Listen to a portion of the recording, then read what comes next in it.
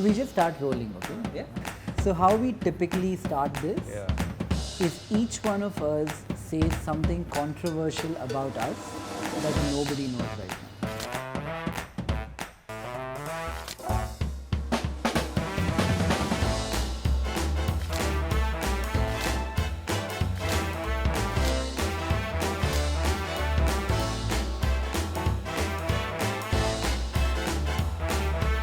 Ready, guys? So how we typically start this is each one of us says something controversial about us that nobody knows right now. I'm a listed company boss. So what? I'm part of your listed company. It's okay. Maybe you can talk about something not related to the company, more like personal. Yeah. I don't know. Yeah. Okay. Shall I go? Yeah. Well, I'm very temperamental, which people think I'm not. You are temperamental? Can be. Very explosive, 1% of the time. Wow, I haven't really seen Or him. 0.1% of the time. My image is in the industry to be the most calmest person around. Yeah, true. And who are you usually temperamental with? It's just very moody, sometimes very moody. Oh, So if I were to meet your childhood classmate, your best friend, Yeah. and ask him if Nitish is capable of one extremely naughty thing in life Yeah. at the age of 40, 50, whatever, Yeah. what would he prophesize you be capable of doing? You wouldn't believe it. Nothing. Come on. I was the most simplest, most quietest kid in school. Yeah? Yeah, absolutely. Very introvertish. Yeah. I've changed now. Do you consider yourself an introvert today? Yes, but much better than what I was when I was much younger. And I think YPO changed me a lot Yeah? in the last decade or so. Do you want to tell everybody who does not know what is YPO? Give us a Sure. minute on YPO. YPO is the Young Presidents Organization. It's originally a US organization, but has 14, more than 14, I think 15 or 16 chapters now in India. It brings together businessmen, professionals in a very close group. So in Mumbai, for example, I think a total of 300 members might be there. And we organize a lot of learning events. Like I was just telling, right? We're visiting Sohn next week, and we're doing a lot of learning activity. We're actually visiting Sean's large Krafton office, where we're meeting the CEO, etc. I think it's a great networking event, and you get to know a lot of great people. You're in YPO, so you can add to that what I didn't. But yeah, I think of YPO very differently. yeah, I have very first principles questioning about why people give so much money to an organization and then work for the organization Yeah. for free. When I was not in YPO, I say bad things about everybody, okay? This is Sure. a very open forum, so Yeah, feel yeah. free to join me. And I'm going to pull all your legs, so feel free to pull That's it back. fine. Otherwise, I'll feel bad and guilty at the end of it. YPO, before I joined, appeared like this organization where rich people hang out. yeah, And I had a lot of curiosity about what rich people might be doing together when they hang out in a closed room and they're not allowing cameras and outsiders to come in. correct. But in the few years that I have been with them, I have kind of realized that it's like a social network. Correct. It's a social network for people to hang out, eat, drink, chill, Correct. go on holidays, Correct. and also learn on the side. That's right. So I don't know how to put YPO in a box, but it feels like if you move to a new city Correct. and you've been lucky in life or Yeah. you were born lucky in life, it's a good way to make friends very quickly. That's true. And there's also brotherhood, right? So you go anywhere in the world and you meet a fellow YPO, there's an instant connect. Why is that? I think there's a code of conduct, right? YPO. Forget largely all of runs- that. yeah, Deep yeah. down, why is that? Trust, I think. Why trust? I think one, because you are a YPO member. Because you know he is from affluence, and he has paid a certain amount of fee to be in an organization? No bullshit on the table. Sounds fair. Sounds fair. No, perhaps to a bit, but more importantly, I think it's also because as a YPO over the years, I've been a YPO over 10 years, right? I think you learn certain code of conducts which you tend to stick to. For example, confidentiality. Do you want to introduce yourself professionally as well? Yeah, sure. Yeah. So I'm the founder and CEO of Nazara Technologies. Nazara is India's only listed gaming company. I actually started coding games at the age of 7. So one of the lucky guys who discovered his passion at a very young age. And I've had the fortune of, at a young age, my parents encouraged me a lot. I was doing gaming 35 years back. And I pursued that for my entire life now. We became the first listed gaming company in 2021, so 3 years now. And the journey continues, the game continues, and I continue to play it. Do you regret it, listing? Not at all. No? Not at all. I wouldn't have met you Most- and got you as an investor. Okay, for all the disclosures that should be made, I am an investor in Nitish's company. Okay. And what is it, 4-5%? 5%. 5% investor in Nitish's company. And we meet often. And like I'm going to bug all of you today, I bug him a lot on questions, and because I want to understand this domain a bit more. Today is rooted from that same curiosity, because so many people are telling me that gaming is this next big thing. The young today are spending so much more time on gaming than traditional forms of entertainment. So I have a lot of curiosity around it. But most people who I have asked in person, not on camera, if they regret listing and becoming a public company, say they do. I don't. 9 out of 10. I absolutely don't. But why do you inherently think listing a company is good? Is access to capital cheaper? See, from our case, I think I really thought two things. Having done this business for a really long time, 2 decades, at a time when gaming didn't exist in India, I really felt at that point of time that one, by going public as India's first gaming company, we could really plant a flag that India is opening up. Is it good PR? Very good PR. I mean, if things are going well. And for us, Are any of your shareholders also your clients? Is there a significant overlap? No. In terms of end players, they would be, but we don't market or cross-market to them. I mean, we don't cross-market our equity to our players. So it's difficult to extrapolate that or figure out the exact data, So but there what- would be. What is it? When you list a company, Yeah. is it because you're able to get money cheaply and faster and easily? Yeah. Is it that you're doing a marketing exercise? Yeah. I'm assuming when you go from pre-public to public, you spend as much as best case 1.5-2%, worst case 4-5% in the bankers you bring in, the consultants you Yeah. bring in, the accounting fees, all of that put together. So if somebody is spending that much money, what is the true incentive? If you're saying PR, your shareholders are not really your clients, if it's not capital, then what is it? No, I think in the last 3, 4, 5 years, as Nazara went public, our brand visibility and company's credibility significantly increased Credibility to who? To your customers? to a variety of stakeholders. I would say when I say customers are end gamers, I think maybe not so much to them.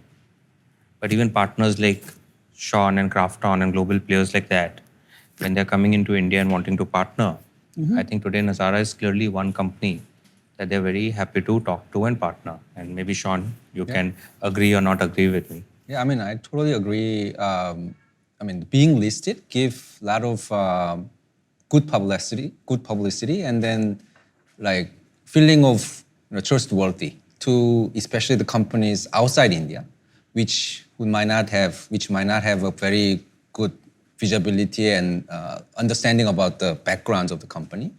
Actually, I felt the same when Krafton got listed, maybe around similar timing. Yeah. How big is Krafton? I know Nazara has 5,000 crores. Yeah. Yeah. Our market cap is around 9 billion, 10 billion US dollar now. Yeah. So that's one reason. I think there are many other related reasons as well. I also felt one of the reasons for a lot of private companies, like I was a VC-backed company for many years, and there are a lot of commitments, uh, SHA terms, preferences that you give to the investors. In my case, I was very lucky.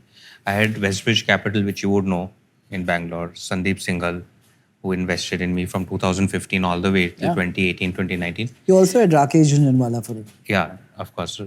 Rakeshji invested in 2018, much later. Right. But Are you saying VCs are the bigger demon in the room than public market retail clients? no, I'm saying as an entrepreneur, you know that there are a lot of terms you have signed on, which you don't necessarily like. Like again, I want to clarify with me, my relation with Westbridge or Sandeep Singhal was fantastic. They were always very patient, and never in 15 years we never picked up the agreement and looked at it. But psychologically, once you go public, all these rights fall away, right? Because everybody has equal rights, and I'm as answerable to one shareholder, one single shareholder having one single share as I am to you, right? It's a kind of an empowering feeling, is what I feel, and yeah, I think. Honestly, I'm enjoying it. It has its own challenges. For example, quarterly pressures, every quarter results. I think the compliances take care of themselves after a point, right? The hygiene happens. That's not so much of an issue. But it's also how you approach it. Like I have tried in the last 3 years as a listed company, and that's what I've been sharing with a lot of entrepreneurs who list. It's not easy to walk the talk, but you have to do the right thing, what you genuinely believe is right versus trying to deliver the next quarter's result, even at sometimes if that is a short-term pain. Second is you have to try and be as transparent and disclose as much as you want. So if a shareholder wants to call you and ask what you had for breakfast this morning, you should be ready to say. I'll say this about Nitish. If I were to categorize him with a word cloud as a human being, I would say conservative. I'm not going to praise him because he's sitting in front of me. Sure. I would say conservative. Last person I would assume will ever do anything reckless. I would also say very diligent, detail-oriented, and believes in long-term relationships. We live in a world where things go up and down so quickly. So the big thing about Nitish is, 10, 20, 30 years from now, he'll still be here. He might not be growing the fastest, but he will be doing the right thing slowly in the background, which strangely enough is a really rare thing, not just here, but everywhere in the world today. You learn from your lessons, right? When I started, I was like 17, 18, right in the start of the dot-com boom in 99 and the crash in 2000, right? So I learned my lessons very quickly then. And I think the conservatism comes a bit from there, which is a good thing and a bad thing, right? Because it has its own handicap also. But it allows you to live to fight another day and Correct. sustain, which is a good thing. Even my industry is like that, stock markets. Yeah. It's all about living to fight another day. Sean, would you like to go next? Yeah, why not? Yeah, I'm from South Korea. Yeah. I was born in Pohang, which is like south eastern coast city. I was born from there, from parents who are working for one of the largest state company in the world.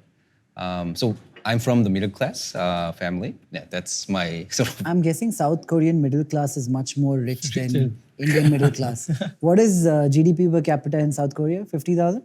33,000 now, I guess. 33. Middle class would be like $70,000, $80,000 a year. Yeah, household income might be like that. But then you have to understand that Korea grew quite fast. So when I was like, 10, 15, it was, I cannot say that it was similar to what India economy is now currently, positioned, but South Korea GDP, when there was Olympic in 1988, it was 2,500 or 2,600, 700, which is pretty similar to where India is.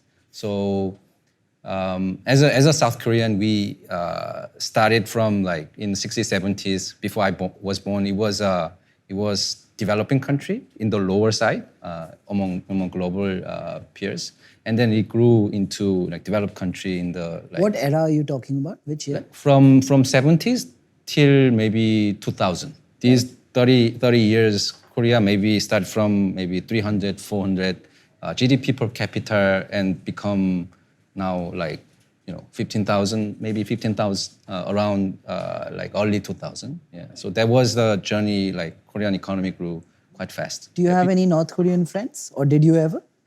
Not really. Like it has been separated like more than 70 years now, and we are not allowed to visit North Korea legally. Yeah. Are Or there if you any enter, North then you Koreans cannot in come South back. Korea? Sorry. Are there any North Koreans in South Korea? Yeah. I mean, there are quite sizable defectors. Like they are defecting from North Korea through third-party countries like China, Vietnam, Mongolia, Thailand. So I believe, I don't really remember the exact number, but I think at the peak there was 10,000 or 20,000 per year. The North Koreans defecting North Korea to enter South Korea. What's Korean society like today? I have never been. I You have would never love been? to go. Yeah, you should. You Yeah. should. Yeah. So you've been in India a while now. You live in Bangalore, where I also live. Yeah. If you had to draw parallels between society in Bangalore and society in South Korea, sorry, Yeah, that mistake has happened. Quite a bit. what is similar and what is dissimilar? Like Korea, South Korea is very quite homogeneous society. It's getting more cosmopolitan. There are more immigrants, especially from Southeast Asia. But I think overall 97-8% are all Korean in terms of population. So it's and also it's a small country. I think the land mass is around 100,000 square kilometers, which might be, I don't know, 20 times or 40 times smaller than India. So all people speak only Korean. There's no Hindi-speaking people. English speaking? English, I mean, because of education, it has taken some time, but I think young Koreans speak fairly good English. But it's still very much like the second language, is it? Yeah, of course, of course. So in school, most of public school do not use English as a medium for teaching classes. So English has a separate sort of classes, which maybe 3 hours a week or something like that. So English, but we spend a lot of money to learn English outside the class, outside classroom. So, I also studied a lot English outside the school, which is still the case. Yeah. Do you live in Bangalore by yourself? Yeah, I mean, half voluntarily and half involuntarily. It's kind of long story, but make it short. When I was working in HQ in Seoul, we start to get a sense, how India is developing as a gaming country. I think it was in 2019. I visited Nazara office. Also, I visited some other companies and VC firms office back then. And we slowly think about we need to properly spend time in India and invest in Indian companies and work within Indian companies. But that was starting from 2019. But the chairman of Krafton, he traveled to India way earlier than me, maybe 2017 or 18. And after he came back from India, he told us like the key executives in the company that we should do something in India. He didn't tell us how. He wanted us to find a way. And then we started investment, and the first investment was a Nodwin Gaming, which is a subsidiary of Akshay. Yeah, Akshay. Yeah. What do you think of Akshat? Yeah, I mean, like no one. Why no is one. Animesh laughing? What do you think of Akshat? Maybe he doesn't He like calls him. himself the professor, and I think actually the professor. Yeah, He is yeah. the professor of the industry. So I've been following Akshat for like good 10 years, even before I got into gaming professionally. You know, when when Akshat himself was a caster, he used to cast in their own I events. didn't know it. Yeah, He was even a caster? Gotham, both of them, they used to cast their own events. I believe that he has changed the face of esports in India specifically. To be that consistent with the efforts when gaming was nothing in India, way back in 2014 is I think when he established Nodwin. And then to take some massive steps like, you know, selling his majority to Nazara way back in the days, and then still having that same just to build the company. And what Nodwin has been doing over the last 1.5 years specifically, I think is a person to look up to. And you know, like I was smiling because he's the only person at some point in my career I would want to, you know, stand shoulder to shoulder in the sense of the enterprise that I built. He's one of a kind What of. are esports, Animesh, if I may ask? Esports, it's gaming in a competitive format wherein there are wins and losses. It's not about playing inside the game and winning and losing, but there are teams just like how we have in cricket. And there are fixed set of players. There's a roster, there's a teams, and they are playing with high stakes with a big prize pool tournament. And what kind of games typically? It could be anything. It could be FPS, which is like a CS that you used to play back in your days. Just say full forms. FPS is what? FPS is first-person shooter, wherein you know the view format of the game is you have a gun in your hand and you know you can see a first-person view. Is that the most popular kind of game in India? Shooting? India, yeah, shooting is very popular, but third-person shooting (TPS), like you know the game have like character, BGM, wherein you can see the character fully and you're moving. So Krafton, Yeah. we know now Krafton was a $20 billion company. Now it's a $10 billion company, Yeah. roundabout. How did you get into this industry? How are you Krafton CEO now?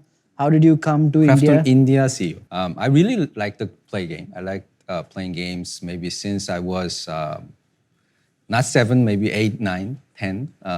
So I maybe after grade 2 or grade 3. My father, How old are you now, Sean? 45. 45. Nitish also?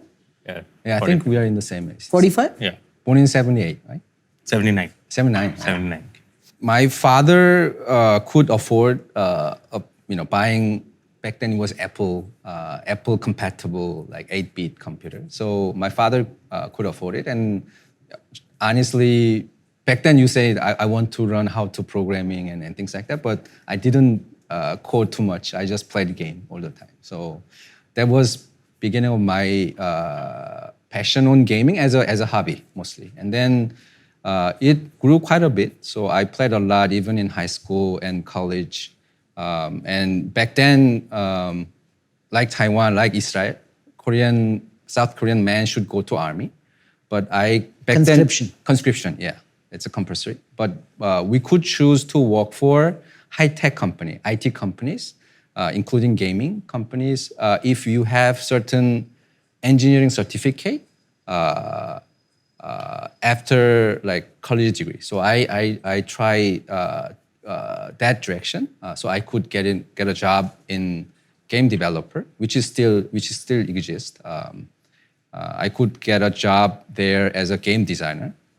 So that was my beginning of a career in gaming. But I found that I'm not that good at game designing or coding. So I switched my role to marketing and sales side. And then, and I that was how I got into the gaming side. But I actually didn't like working for a gaming company. I found that it's something different. Like you like playing games, but you don't really like to work for a gaming company. It was a little casual. Like it was shitty to work for a gaming company from young ambitious man perspective. So I want to work for big companies. So I switched to banking. How old were you then? Around 10 years after I had an MBA. So I got I started my career in gaming in 2000. I got an MBA in 2008. And I started my career in banking from 2008 till 2017, which I joined Krafton as a CFO of one of the subsidiary. So that's how I got into Krafton. And then, we were very successful in a game called Pubg. Did Pubg get banned in India? You want to talk about Pubg? Yeah, I mean, like it was more of a. It was huge in India, right? Everybody was playing it. Yeah, it's still big, but now it's BGMI, the new Is it the Indian same version. thing with a different name? No, it's a India-oriented game that made specifically for India, and it's a different publisher altogether. It has nothing to do with PUBG Mobile. That was a Tencent game. It was a Chinese company, the biggest gaming company you can call it. Tencent owns everything, like majority of the stuff. What is the relationship between Tencent and Krafton? Tencent is the investor. Tencent is an investor in Krafton before the IPO, and they still maintain some share. So your BGMI is also you. Yeah. So you stopped PUBG to build BGMI and now that is popular? Like that? PUBG is actually the original PUBG PC is a Krafton game. And then Tencent had the right to build the mobile version of it. And that's globally available PUBG Mobile. When India banned PUBG Mobile, Krafton came with Indian version of their thing. They made their own thing, BGMI.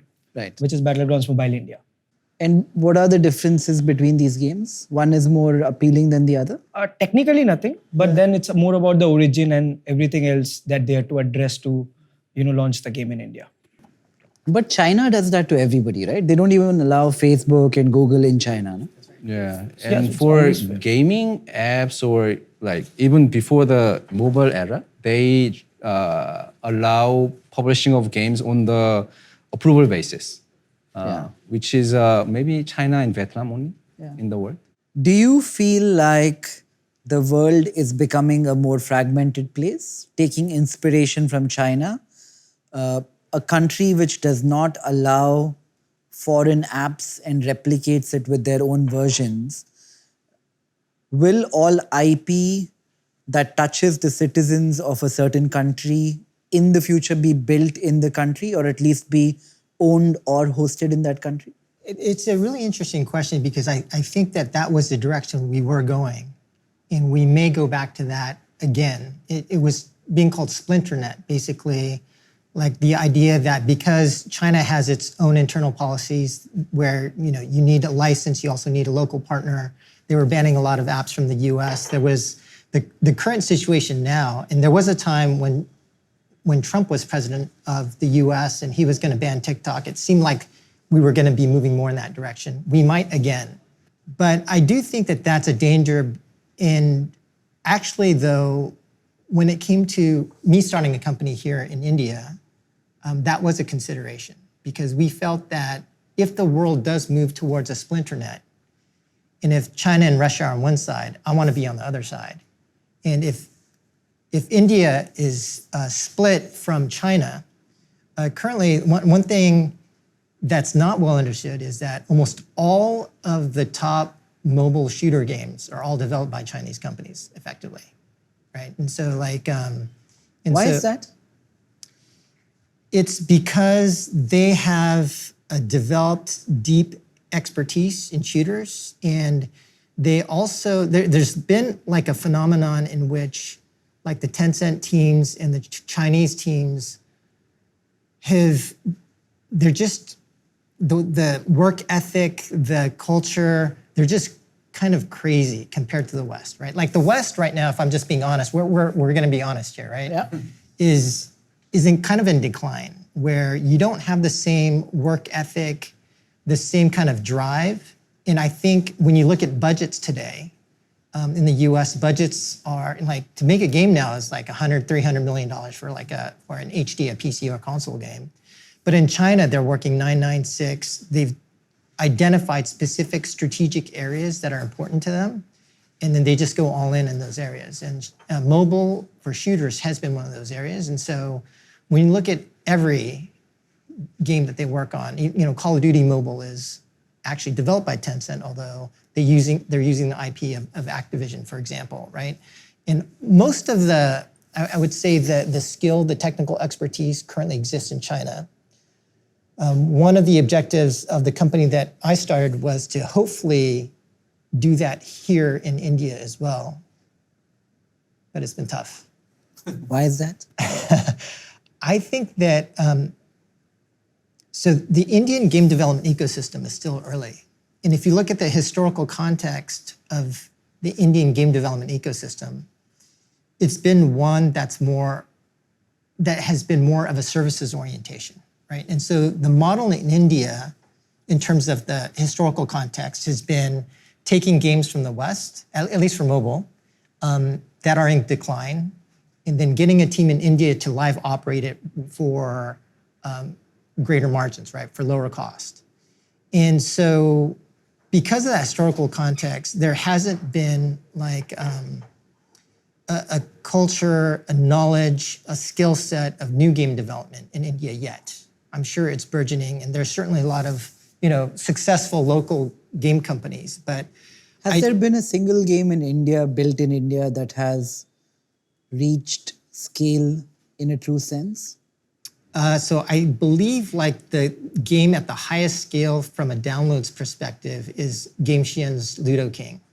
But really, it's Game Xian. Game Shen. Yeah. Game Xian. That's the Indian company? Yeah. Yes, yes. When I look at the charts, that's the only game that I see come, on the top charts globally. But still, it's largely an Indian audience, and because there's so many Indians that love Ludo, it does. And what scale are we talking in terms of revenue coming out of the game? I think that it has almost very little revenue, right? But from a downloads perspective, it's very high. Download and active It users. recently crossed 1 billion downloads, I think, Yeah. in India. Yeah, but monetization is a challenge. Right. And I think that's the opportunity for India, though, right? Yeah. Which is like if India can develop a similar kind of work ethic, skill set, and knowledge of monetization and how to monetize more strongly, then I think India has a great opportunity. Just to add to that, Nikhil, we've been around for so long, right? So we've really seen the whole evolution of the Indian gaming industry, right, from late 90s to where we are today in 24. I think one more reason is that unlike China, etc., which had a large PC gaming culture, gaming cafes, etc., for a very long period of time, India's really been a mobile gaming first nation. So most people playing games, the first experience has been the mobile phone, very casual gaming. So just that culture takes time to develop. Even when you're thinking as a game designer, as a game developer, there's an evolution. Up to 2010, you would not see that at all. Then you had Zyngas of the world and Electronic Arts of the world set up shop, back offices in Bangalore and Hyderabad, etc. And you've started seeing some of those come out, set up some companies which are now becoming successful. So I think we're going up that curve. Hopefully, we'll accelerate up that curve. But I think he was making a good point. Yeah. Joseph is saying there is the ecosystem in India is not capable of producing a game which can really compete on the world stage. What do you think India has to change that? I think there has to be a few things that change. I would say probably the most important thing is talent. So look, I live in Silicon Valley, okay? The smartest guys in Silicon Valley are all Indian, right? And so they certainly have, like Indians can be the smartest anywhere. They're all all the tech CEOs are all Indian in Silicon Valley. Do you think that's the problem? The smart ones are going out of the country? That's one of the problems. But I think that gaming in India has a double problem. So first, yes, there are a lot of people in India when they get an opportunity to like 7x, 10x their salary by going abroad, and they have that opportunity because they've developed a skill set here, then they'll jump. I think the other thing is more of a cultural issue that I have discovered over the past few years that I've been here in India, which is that gaming, at least, and you guys please disagree with me, but in my experience, it seems like gaming is not looked upon favorably by a lot of Indian parents. And so when somebody wants to go into gaming, they really have to want to go into gaming. But otherwise, I think a lot of the parents, they typically would want to go to join like some high-tech firm, an Amazon, a Google, a Facebook, a company like that, rather than join a gaming company. And so the image of a gaming company, unlike in the West, right? Like in the West, joining a game company is looked upon very favorably for a number of reasons, right? It's generally like leads in terms of innovation. A lot of the people that are in gaming actually are highly coveted by Facebook, Google, and the high-tech companies. But that kind of feeling and that kind of orientation towards gaming in the US versus India is so different. So then you not only lose talent overseas, but you also lose talent to other local Indian industries. Yeah. And what do you think should change in India to culturally make gaming, a career in gaming, look cool? I think it's more of an education, right? So I can name so many of my friends that went from gaming to join Facebook or Amazon or Netflix. And I think if some of the Indian employees here or people who are considering going into gaming understood, wow, I didn't know that those companies really sought people from gaming because gaming is so innovative and it is so cross-disciplinary and you have to learn a lot of complex skills when you're in gaming. So that is not well understood here.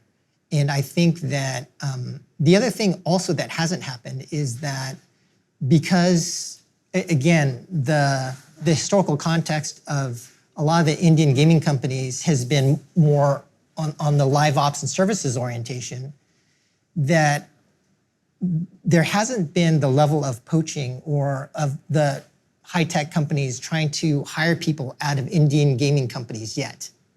And I think when that happens, and I think that happens from people who have learned from a company building new games that are very successful, right? Then they'll be poached fairly regularly or sought after. I think that's when it becomes more popular. Can you tell me a way? Assume I'm a young 20-year-old Indian boy, girl, and I want to get a job at Leela Games, your company. Yeah. What should I learn? Well, I think it would depend on the specific role that you're looking for. So if it's product management, I would be looking for one thing. If it's engineering, it'd be completely different. But I would say like a general bit of advice for anyone that's new looking to join a gaming company is to essentially think outside of the resume and to build, I call it a digital footprint, but basically like show me what you know, show me what you can do. That's just not like lines on your resume. So whether it's projects or whether it's like blog posts where I can see how you think, because I will say, having been recruiting here for the last 3.5 years and having interviewed and, looked at thousands and thousands of resumes, I would say that most people generally don't stand out because they don't actually show me anything that they've done that really tells me that they care about gaming, that they've thought about gaming. So anyone that has a blog post, a project that they've put onto a website, any kind of additional kind of digital footprint outside of their resume really shows me that this is somebody that I need to pay attention to. So I'll absolutely look at a resume with like links to projects, blog posts, YouTube videos, anything of that nature, more than just another resume, right? Interesting. Would you like to tell us more about yourself, Joseph? Like generally live? I'm a guy that's trying to do something meaningful before I die. So, I think, so in terms of my career, I kind of worked in software development initially. Then I moved into management consulting. Then around 2010, 2011, started a gaming company unsuccessfully. Then went into like kind of consulting with big Asian publishers, trying to, publish games, mobile games for the Western market. Why do they call them publishers? Publishers generally finance and distribute games. Okay. And so their model is to like not do the development. They work with another company that actually develops the games, but then they would help get those games launched into market and distributed. And so there's a financing component, but there's also a distribution and marketing component as well. Can you give me the example of a publisher and a game developer, the distinction? Sure. So, for example, I think Krafton recently, like just to kind of give you a very live example, Krafton worked with a company called Zepto Lab that has a game for the global market. And they worked with them to make an Indian-specific version of the game. So I don't know what the exact deal terms were, but I assume that they would pay for part or full development revenue cost. share. Yeah. They would have a revenue share with them, may potentially give them a guarantee of some kind, some initial, payment, and then it would be up to Krafton to actually market and distribute the game. The developer, after they finish developing the game, would either for a premium game, they'd be done. For a live operated free-to-play game, they would continue to operate the game and then share in the success of the game through a revenue share. Interesting. And when I read that you were at Sega Games, by Sega, do you mean that console which we used to have back in the day? Yeah, so I remember playing that. So after I kind of did consulting, I joined a company called FunPlus and actually had a pretty big success. And the model that I learned at FunPlus is the model that I'm actually trying to bring to India. And so at FunPlus, we had something that I call a leads-based model. But essentially, we took, at that time, a fairly inexperienced team in Beijing. And this was during a period like 2014, 15 or so, when China was not as dominant as it is today. And we had a team in Beijing. We brought experts from around the world in various areas that the team was not strong in. We brought them to China, had them teach the team, and then we developed games out of China. The game that I developed was called King of Avalon, but that turned out to be a pretty big success. And then after FunPlus, I joined Sega, basically in their mobile games division. So basically... Was Sega the machine on which we used to play Contra and Mario and all That's that? right, that's right. Yeah. Yeah, Sega, I've played a lot of that.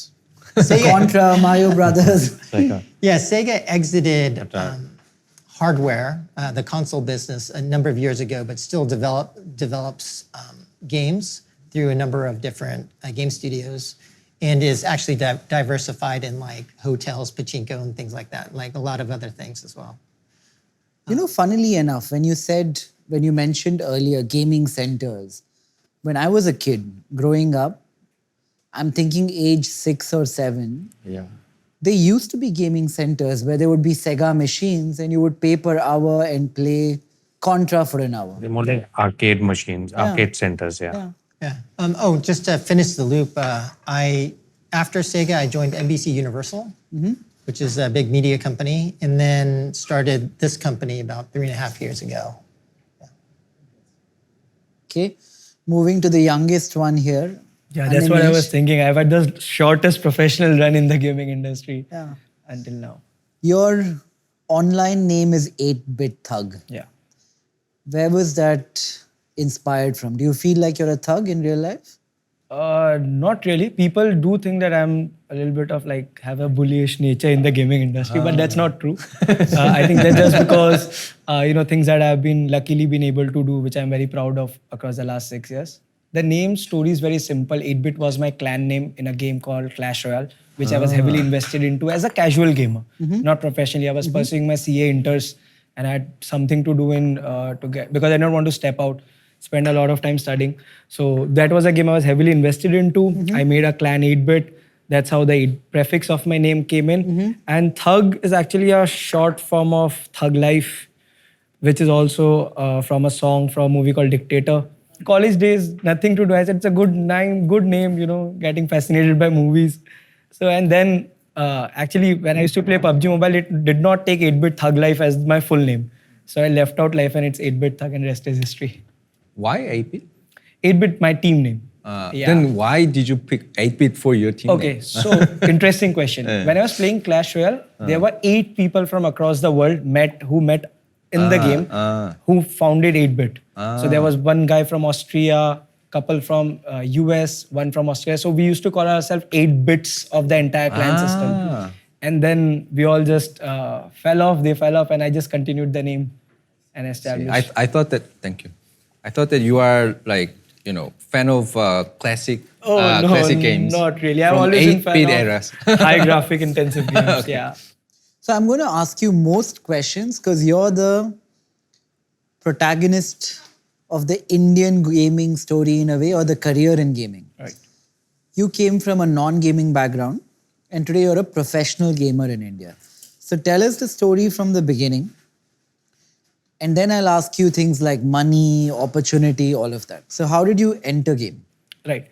So I'll go back to the beginning. Actually, I come from a middle class family. My father is a chartered accountant. My sister is a chartered accountant. I was pursuing. You're gonna get trolled for calling chartered accountant middle class, but continue. No. Yeah, but it is a story. When I realize right now that how I was in the middle class segment when my father was a CA, but okay, that's a different story. And I was pursuing CA. My life goal was inspired from Hrithik Roshan, ZNMD investment banker banna hai, Goldman Sachs. I was doing CFL. I cleared CFL level 1. I pursued FRM. I cleared its level 1. But I did all of this when I was shy of 24, like 6 years back. So I realized, and I used to play a lot of games, but not professionally. Just play games, watch some of the biggest streamers at that point, like Ninja, Shroud, and a game called Fortnite, which is still one of the very popular titles, caught my attention. I don't know why, like today I have an answer why people watch games, but then I did not have an answer. And I used to wake up at 6:30 a.m. Indian time in Bangalore just to watch Ninja or these guys go live because of the time zone difference. They used to Why? go, I still don't get it. When I can play, I guess one can say the same about sport. that's the answer. The question itself is the answer. I have never watched anybody stream, but I'm trying to wrap my head around why is it so much fun to watch someone play a video game? I think the nature of video games that's being played, the competitiveness that it brings, the storyline that it brings. I think a lot of greatest content creators are great storytellers. So they bring a different angle to apart from the story that is within the game. So those are a few things that really holds the audience together. And also the competitive side is the biggest part So of wait, it. somebody is watching a game. Right. There is a content creator on top of the game who's giving commentary. Right. And you're watching the commentary. Right. And because the way, I think when you play story mode games are games which have, a particular story. And once you finish the story, the game is done. You don't need to play it again. I think a lot of greatest content creators that I've seen are big gamers. They are excellent storytellers. I mean, like the Give way me some they, examples. I think Story if you look mode at game? a story mode game, something like God of War, very popular game way back in my school days as well. I used to play it on the PS2. So once the story is over, it's done. It's done. The game is done. And then you move on to the next one. Yeah. So, and then there are games like GTA that go on forever. Then there have been games like Grand Theft Auto that go on forever. So that's one part of watching streams or content. The second part is obviously when you play games like BGMI or Valorant, which have a competitive angle to it, which have a win condition to it.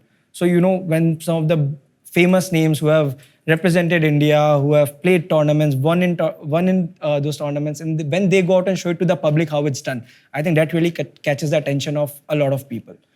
I think it has evolved over the last 3-4 years where a lot of fun elements, because it's a very, these games like BGMI, Valorant, where you're playing as a squad, it has a lot of fun element to it because you're connecting socially to each other, you're talking. So this conversation comes fun. I mean, like, why did we use, like, I have watched Kyunki Saas Bhi Kahi Bahuti. What was it? It was just this How old are you? conversation. You're 28, no? 28. So bachpan mein dekh. That was my era, Kyunki Saas Bhi Kabhi Bahu. No, but my era also. But I was in class 1 now. But You must have seen the later Tulsis and Mihirs, not the original ones. yeah, possible. But I've seen all the deaths. I've seen Not 5 Smriti- Mirs, I guess. Not Smriti Irani type. I've seen Smriti Irani. Yeah. But yeah, so She was so good, right? yeah, she was good, definitely. So I believe that that's the reason why people watch games. It's just about they play the game, now they relate to it. It's like cricket. You have played cricket, everyone has played or at least heard a lot about cricket. Now you're getting to, when you see IPL, you get to see a different angle of cricket. Believe me, T20 World Cup is never same as IPL. The masala that comes with IPL is the reason why so many people are glued to it. Like, it becomes a festival in India. I think that's the case with people watching gaming streamers. It becomes a different version of that game for them. And while you're watching a stream, are you all talking to each other? While I'm watching, if I'm a viewer, I'll be chatting with other people who are watching my stream. That's what happens on YouTube and Twitch or Loco, as a matter of fact. But as a player, if I'm playing a solo person story mode game, then I might be not chatting with anyone else. But I'm playing squad games, I'll be chatting with my teammates. I'm going to blatantly ask a question. Right. As an Indian full-time gamer, how much do successful streamers, gamers make in India? How viable is it as a profession? I think it's very skewed, to be very honest. The top gamers and top streamers make a lot of money. And there's, like, if you go to the bottom of the chart, people are not making money at all. Describe lot. Who's the number one gamer? $1 million comfortably in a year. This is a gamer. This is a gaming content creator. It has to be a streamer at the Who's same the time. top in India? I think it could be Mortal, Scout, Mythpat. Like and few million Pile. subscribers Yeah, on million YouTube. Yeah. subscribers. Then we have Techno Gamers. They are comfortably making, money around that number. And this money comes from Brand endorsements plus content, I think. Brand YouTube- endorsements really form a big chunk. YouTube content. Yeah, YouTube content. YouTube or Instagram. Is social it media like platforms. PewDiePie? I remember looking at YouTube for a long time. PewDiePie had the largest subscribers. This is like that? Sort of. Yes, he has been a inherent gamer. Like he has played games for quite a bit on his channel. So something of that kind. Okay, remove content creators. Gamer. Gamer, I would say people who have played at the highest level of esports, that is playing official tournaments for a franchised, or not a franchise, we don't have franchise, but for a registered esports team. I think they could be doing close to 30-35 lakhs a year by just playing games professionally. And how many of these people are there? Thousands? Not really. I don't think at 35 lakhs it's 1,000. It could be the top 150. Right. Because it's very limited. Where else in this domain can young people make money in India? Streamer, gamer, then? Okay, so now this is where I want to come to the conversation that you were having with Joseph. What I feel that India does not really. So if you look at Indian market, gaming boomed in India 2019 mid. It's exactly when it started booming, and COVID happened, and the gaming industry just blew off the lids. I believe if you compare Indian gaming trajectory to Western and European market, like European and American market, you realize the graph was very steep. We moved at a very fast pace. We paced really well. Gaming in India grew by leaps and bounds compared to the pace at which other countries were coming in. But that is the consumption part of it. India has surpassed US and Brazil in terms of mobile game downloads. India has 568 million online gamers. So numbers are great. But there was a big void in the system, which was this, that we did not have the proper correct roles defined. People did not know what jobs are available. But people did not know apart from being a mortal or a scout or becoming a gamer, there are other 100 domains where you can enter the gaming industry. So I believe that we are too young for that. The industry is too young for that. India will produce the best of games in coming years, but it's not going to happen at least for the next 5 years. Why? I believe that building games is super expensive. From what I have studied, I might be wrong and someone can correct me. I don't believe there were enough funds in India funding game development in India.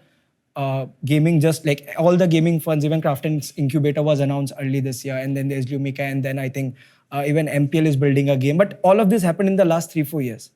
So if there were dreams, when we talk about talent exodus from India, if there were dreams 8 years back about building game in India, who would fund it? That's the point. I was just speaking to your one of your teammates. I feel like money always follows talent. It does, but then I believe that there needs to be a base for that ecosystem. I mean, like 8 years ago, if someone would have gone and said, I need $2 million or $3 million to build a game, no one would have given that person that money. I believe that. I could be wrong here, but that's what I feel because I watched the industry only for the last 7-8 years. So I think that is the problem. So I think right now, it's doing good. The money has just started to come in. There are small studios that are trying to work really hard and will have a good game and will have that point where we hold India's talent to India and build good games. And also, if you look at it, even he was mentioning it that China has a stronghold. Tencent makes games that no one else can do it. That is one problem that the entire world is facing. So I believe that India will make its mark, but we need to give it time to breathe. Like, let it breathe. Let this industry breathe. We have talents. We have people who are now keen on developing games because now they see the money coming in. I believe, you said money follows talent. I believe in India, talent goes where the money lies. Both ways, I think. Both ways. It's actually both ways. Yeah. But I would say that if you look at Turkey, for example, right, you had a few studios that had pretty big success there, Peak Games and now Dream Games. And then now there's a flood of money rushing to Turkey, right? And so similarly, if India had just a few successes on a global stage, I'm sure there would be a rush of money that would come here as well. There's already a number of global funds, right?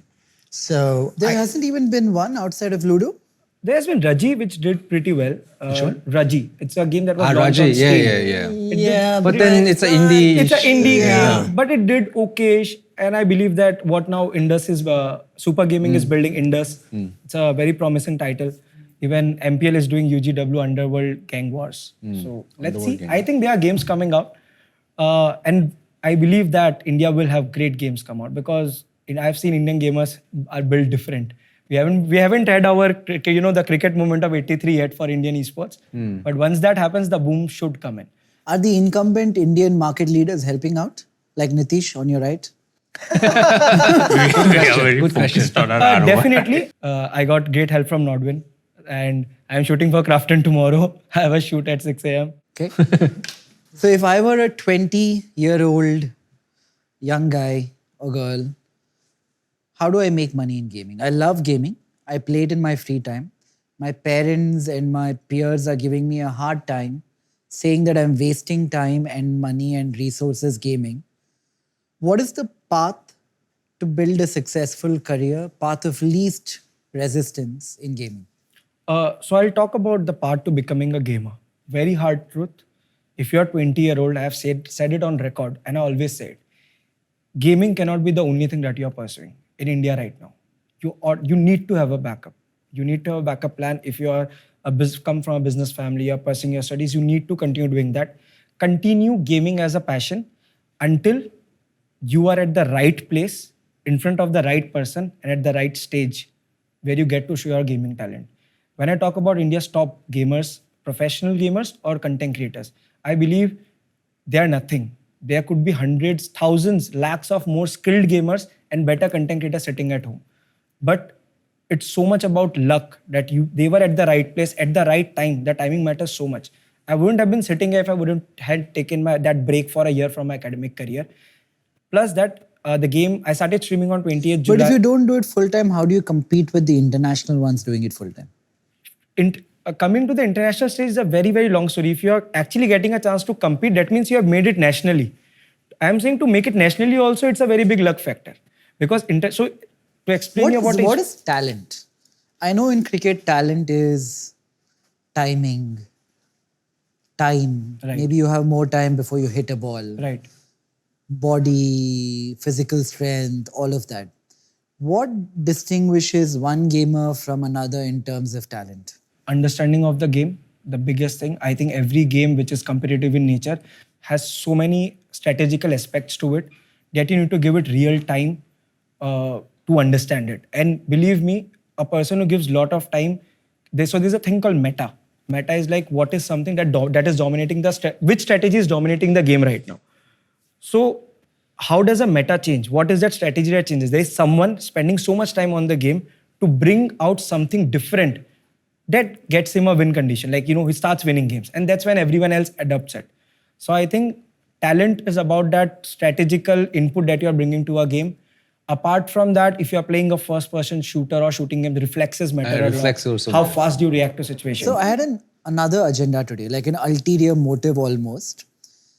Our audience who we speak to are upcoming entrepreneurs in India who are trying to build a business. We try and give them information about different industries. We have a grant program where we try and give them some funding. Somebody really young who wants to build something with promise. And we also try and connect them from a community standpoint. So we will put you guys in front of a bunch of really inquisitive people who want to be in gaming and make it a career. So the first thing I wanted to know is, where is young India spending time? You guys have the gaming lens. If I were to make the assumption, not assumption, I think there's data for this. People under the age of 30 in India are spending a lot more time on social media. They're spending a lot more time on gaming. They're spending less time watching TV. They're spending strangely less time watching sport. So the amount of time somebody really young is spending on cricket is lesser than it was 10 years ago, 15 years ago. They're spending lesser time playing physical sports or physical activities. Print media is going down. Online media is going up, but not enough to totally compensate for print media going down. So if I'm a young 16-year-old boy, I have 8, 10, 12 free hours in a day. Let's say 8. how much time of that 8 is going where today? Where was it yesterday? And where will it be at tomorrow? This is essential for anybody looking to build any kind of company in India because we need to know where the youth are going to be spending time tomorrow. So I'll go to each one of you, and we don't have to like narrow our lens down to India. You could talk about America, you could talk about Southeast Asia. Who would like to go first? Nitish? Yeah, no, sure. I can go first. So I think if I go back to my own generation, right, and if I go back to my school days or when I was 15 or 16 or even younger, cricket was where our life would revolve around. Yeah. Right? You would play cricket all the time with your building friends. You would watch cricket. I remember in school, I would even wake up at 5 in the morning to watch a test match happening in South Africa or Australia before going to school, right? So your whole life revolved around this thing called cricket.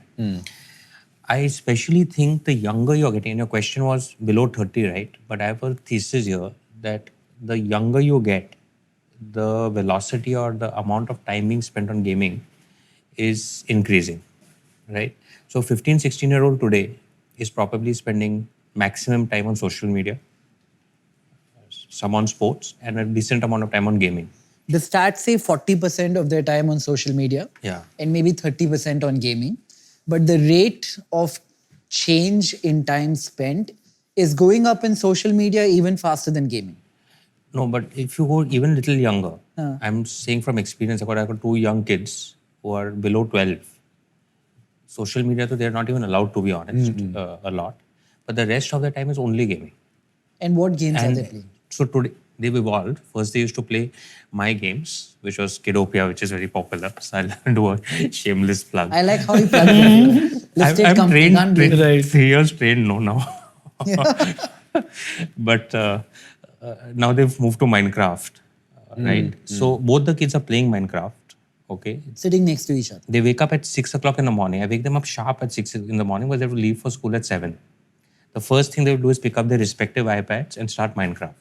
So 6 to 6:30 is their gaming time. Their wake up alarm, you can say.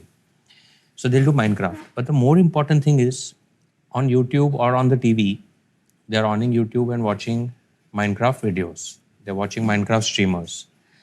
Then my daughter recently had a birthday, so I asked her, what birthday theme do you want? And she wanted to do How old is your daughter? She's just on 7. She wanted a theme. She said Appmao. Now, I didn't even know what is Appmao, so I Googled it. It's supposedly a girl called Jessica in the US who's a popular Minecraft streamer. And she wanted a whole birthday theme around that. Streamer, right? And you have merchandise around that streamer now, so she wants me to buy that for. So what I realized is for these younger kids, what cricket was for us has been replaced by gaming. With their friends, the topic is of discussion is gaming. What are you doing? Which game, etc. Right? So it's all revolving around gaming, and therefore, I'm betting that as this generation grows up, which is your today's 5-year-old, 10-year-old, into the next 4-5 years, where gaming will be by far the primary source of. But why not entertainment. social media? Because when they grow to be 16, you'll allow them and they'll graduate to that, right? Probably they will, but I think they will still be far more ingrained because they've done this gaming from the age of 2. Like my daughter started gaming at 1.5. So I think it come very naturally to them rather than adopting to it as a lot of the current generation has. So if I am 20 and I want to sell something when I'm 25, I'm building a business, I'm an entrepreneur, wannabe entrepreneur. Do you think I should focus on gaming, social media, sport, movies, TV? What audience should I be building for? Towards? If you want to sell to the audience, Yeah. I think gaming. Continue. I think gaming is a great place because the kind of engagement you have on gaming, right? When you're playing a game, you're very focused and interacting with the game versus watching it passively. Let's say watching content passively. Right. So if you're selling to a gamer, it's a big potential, which is why something we've been looking at is what this new word coming up, G-commerce, right? Which is selling via games. Is a new trend which is starting to pick up, and we'll see where it goes. But yeah, I think And how do I sell to a gamer? Say I'm starting a chocolate company and I want to sell. I think the gaming crowd will be 3 times as big as they are today in 10 years. How do you start selling to them? Do you go to Discord, Twitch, streaming platforms, chat boxes? I think the best way is in-game monetization. I think that if the crowd the trend is shifting towards spending more time on games, they would want to market it inside the game. I mean, like if you look at Hero, your recent partnership that you announced yesterday. Now, I'm guessing Hero will bring their bike skins within the game, and if they are targeting it for the Gen Z, the 125-hour model, I think they've hit the right chord because, like we see, people are not spending time on TV. If people are not watching cricket, and if they're spending time on social media and gaming, then you just split your spends into the two things. You have your ads running, and then you have things that they're spending time on integrated into it. So I believe that is the best way to go about it. But you will have more insight. Yeah. I have a very good example. Like my kids love to watch Mr. Beast, the YouTube. Crazy kids are getting crazy. And then I think he has built some brands, chocolate. Yeah. Festival chocolate. My kids doesn't really remember Hirsch, but kids remember Festival. So when I went to GDC just a few weeks back, their request just only one thing: buy lots of Festival chocolate, so that they can have it. Also they can give out to friends. Yeah. So it's also kind of like showing kind of status. Like I have Festivals which can be bought from the US and then give it to friends. So It's big. I paid like $1,000 for a festival, which tastes the same like Amul chocolate. So, it tastes same, but different labels and. Nikhil, I've got a very different perspective. Nikhil, I think one other way to think about opportunity for a young person is, and certainly I think one way to think about it is current kind of demand side, but the other way to think about it is more on the supply side and also in terms of new demand. And I think the one thing that cannot be ignored in my opinion, and I believe we're living in a very unprecedented time, is essentially AI.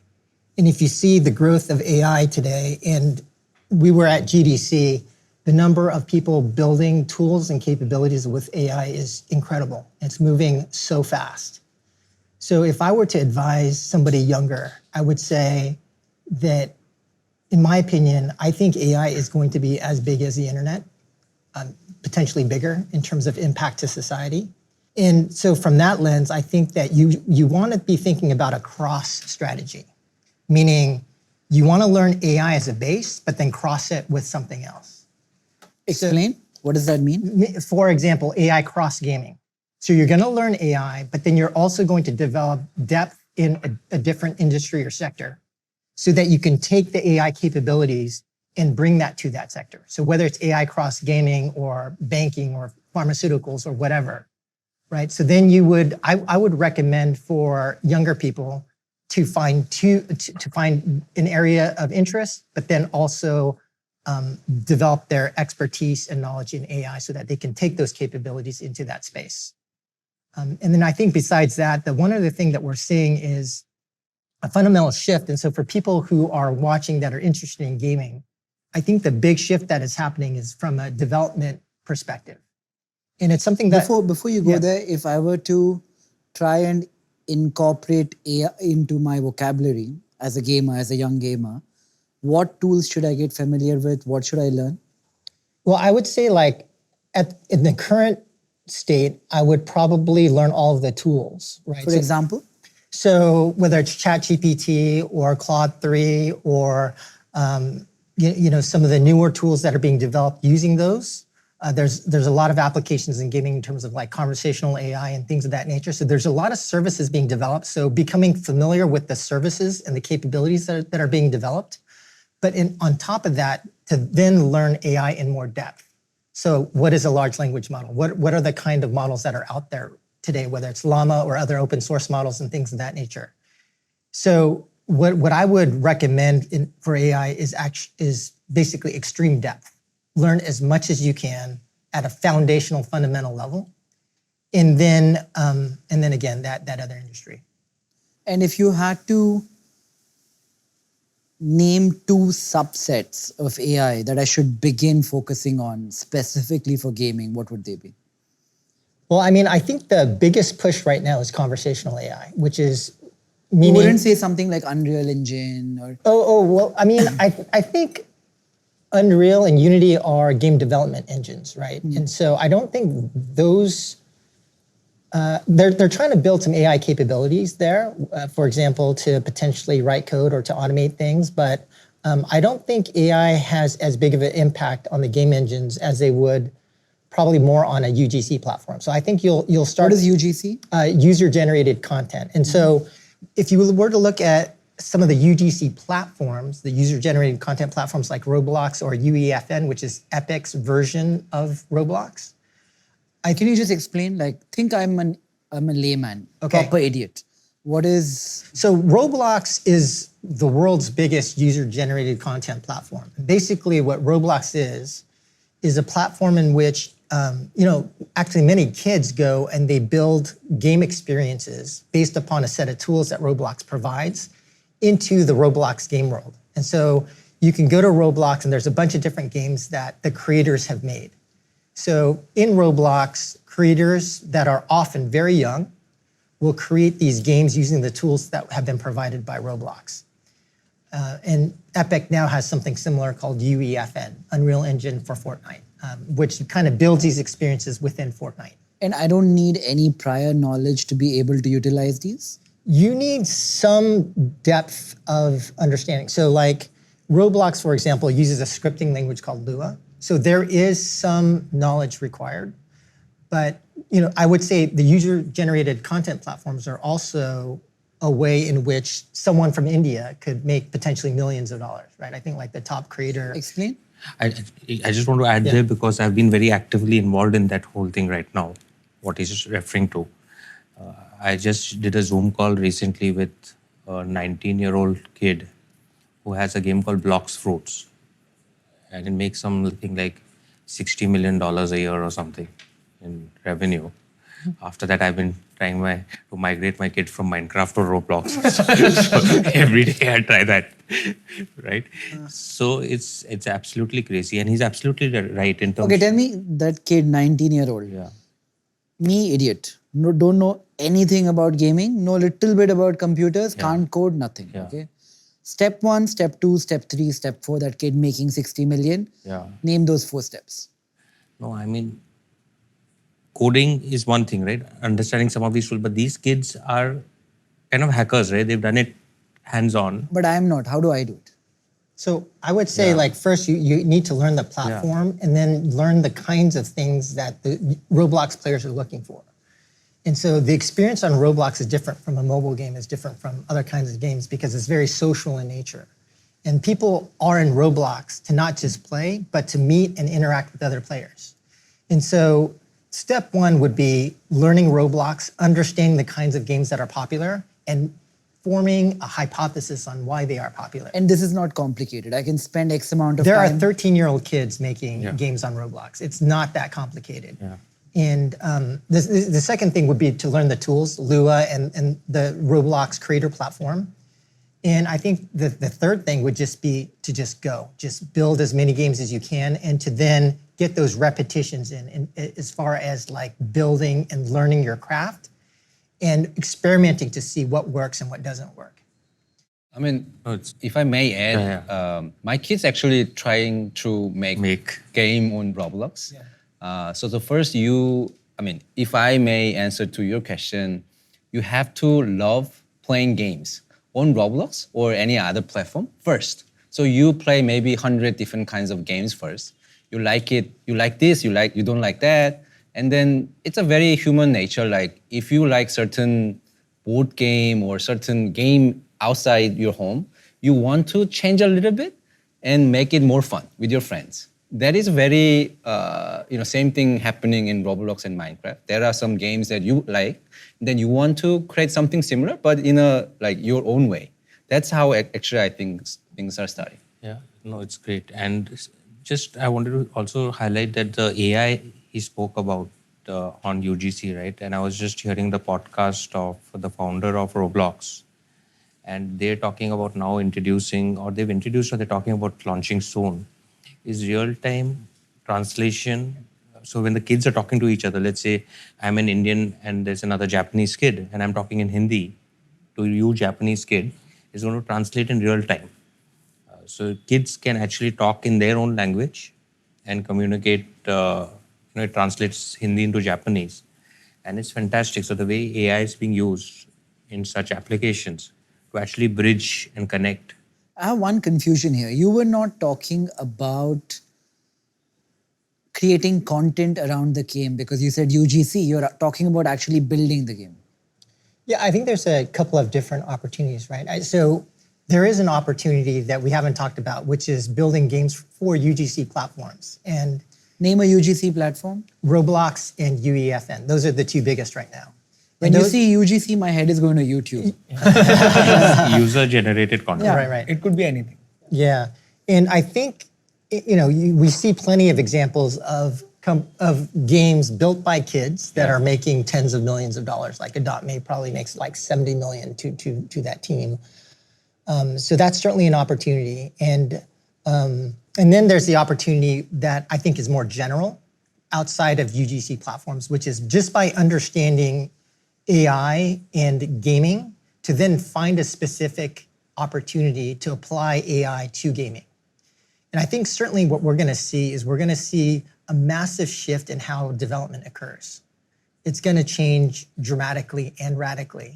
And as I mentioned, this kind of depends on your perspective of the world, but I actually think that this is going to be an incredibly rare moment in time, and probably, I believe unprecedented in history, where you're going to have the opportunity for some kid in India to become like a billionaire as a single person company, right? Because one of the things that we're seeing is this shift from what I call like long vector development. By vector, I mean time, cost, resources, things like that, to small vector development.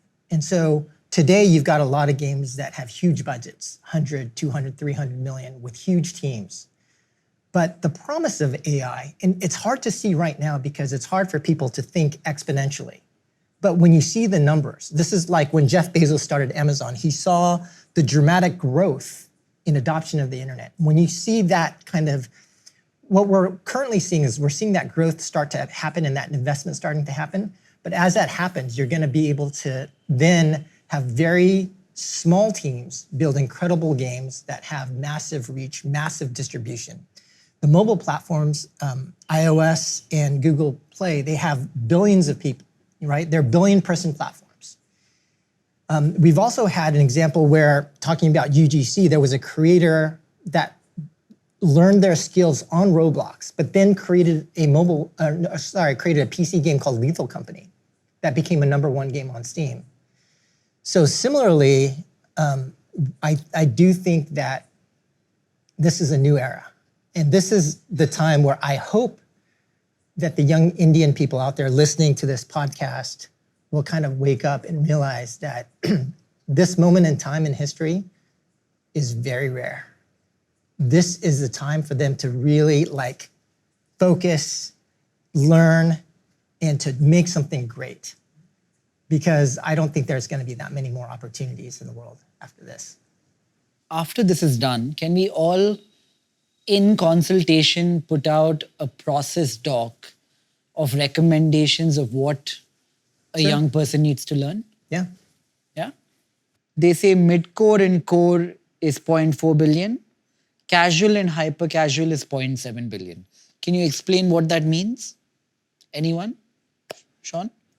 Yeah, I mean mid-core, like hardcore games include like VGMI, and maybe other shooter games and some of maybe sports games, simulation games. So how do you justify this mid-core? How do you categorize mid-core, this 0.4 billion? Mid-core games require quite like focused attention. And a lot of investment? To make the game. Yeah? Yeah, generally yes. But there is also like big range, but compared to typical hyper casual or hybrid casual games, it requires more resources. That's for sure. You guys want to comment? My only understanding of the Indian market is that it does seem that it's highly skewed to shooters. It does seem like shooters are making the majority of the money in India. A lot of the They fall in midcore, in that bucket? mid-core, yeah. And then it seems like the rest of the money is being made from like Ludo as well as like cricket and things like that. And Actually, it's a surprising number for me that mid-core and core market is so big because hyper casual is not so understandable. big, 0.4 billion. Yeah, 400 million for India. 400 million for India is still, I feel that it's pretty big that, it's... So most of it he takes home. Yeah. Yeah. Often as a major What's your market share for BGMI? BGMI, I would say 5-10%. That's all? He's being modest. I don't know about that. Is the money going back to South Korea? Some of it, yes. Some of it, yes. But we invest in India tech startup. He invests in companies like Nazara. He can always invest more. Right. Okay, so I got an understanding of what is mid-core. What is casual and hyper-casual, which is growing the fastest apparently? Well, I think hyper casual is dying down, but it's really like the level of complexity is another way to think about it. Are you saying casual and hyper-casual need lesser money? Yeah. Generally to build because they're simpler games, less complexity.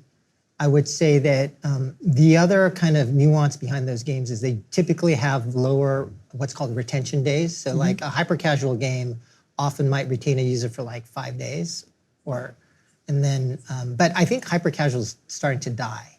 Give me some examples. I think Candy Crush and Counter Strike. Hyper casual is Candy Crush. And then mid-core core is... Well, I would say Candy Crush is more casual. Casual, Yeah, yeah. Hyper Not casual is more like Ludo.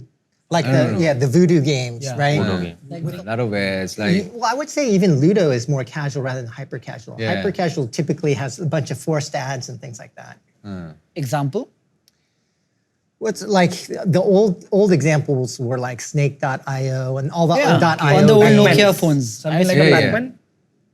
Pac-Man is also still Casual, yeah. But why is that dying? That seems like the simplest thing for people It's to... okay. I mean, I don't know how deep you want to go because we can go very deep here, but it has to do with mainly Apple and basically this thing called IDFA.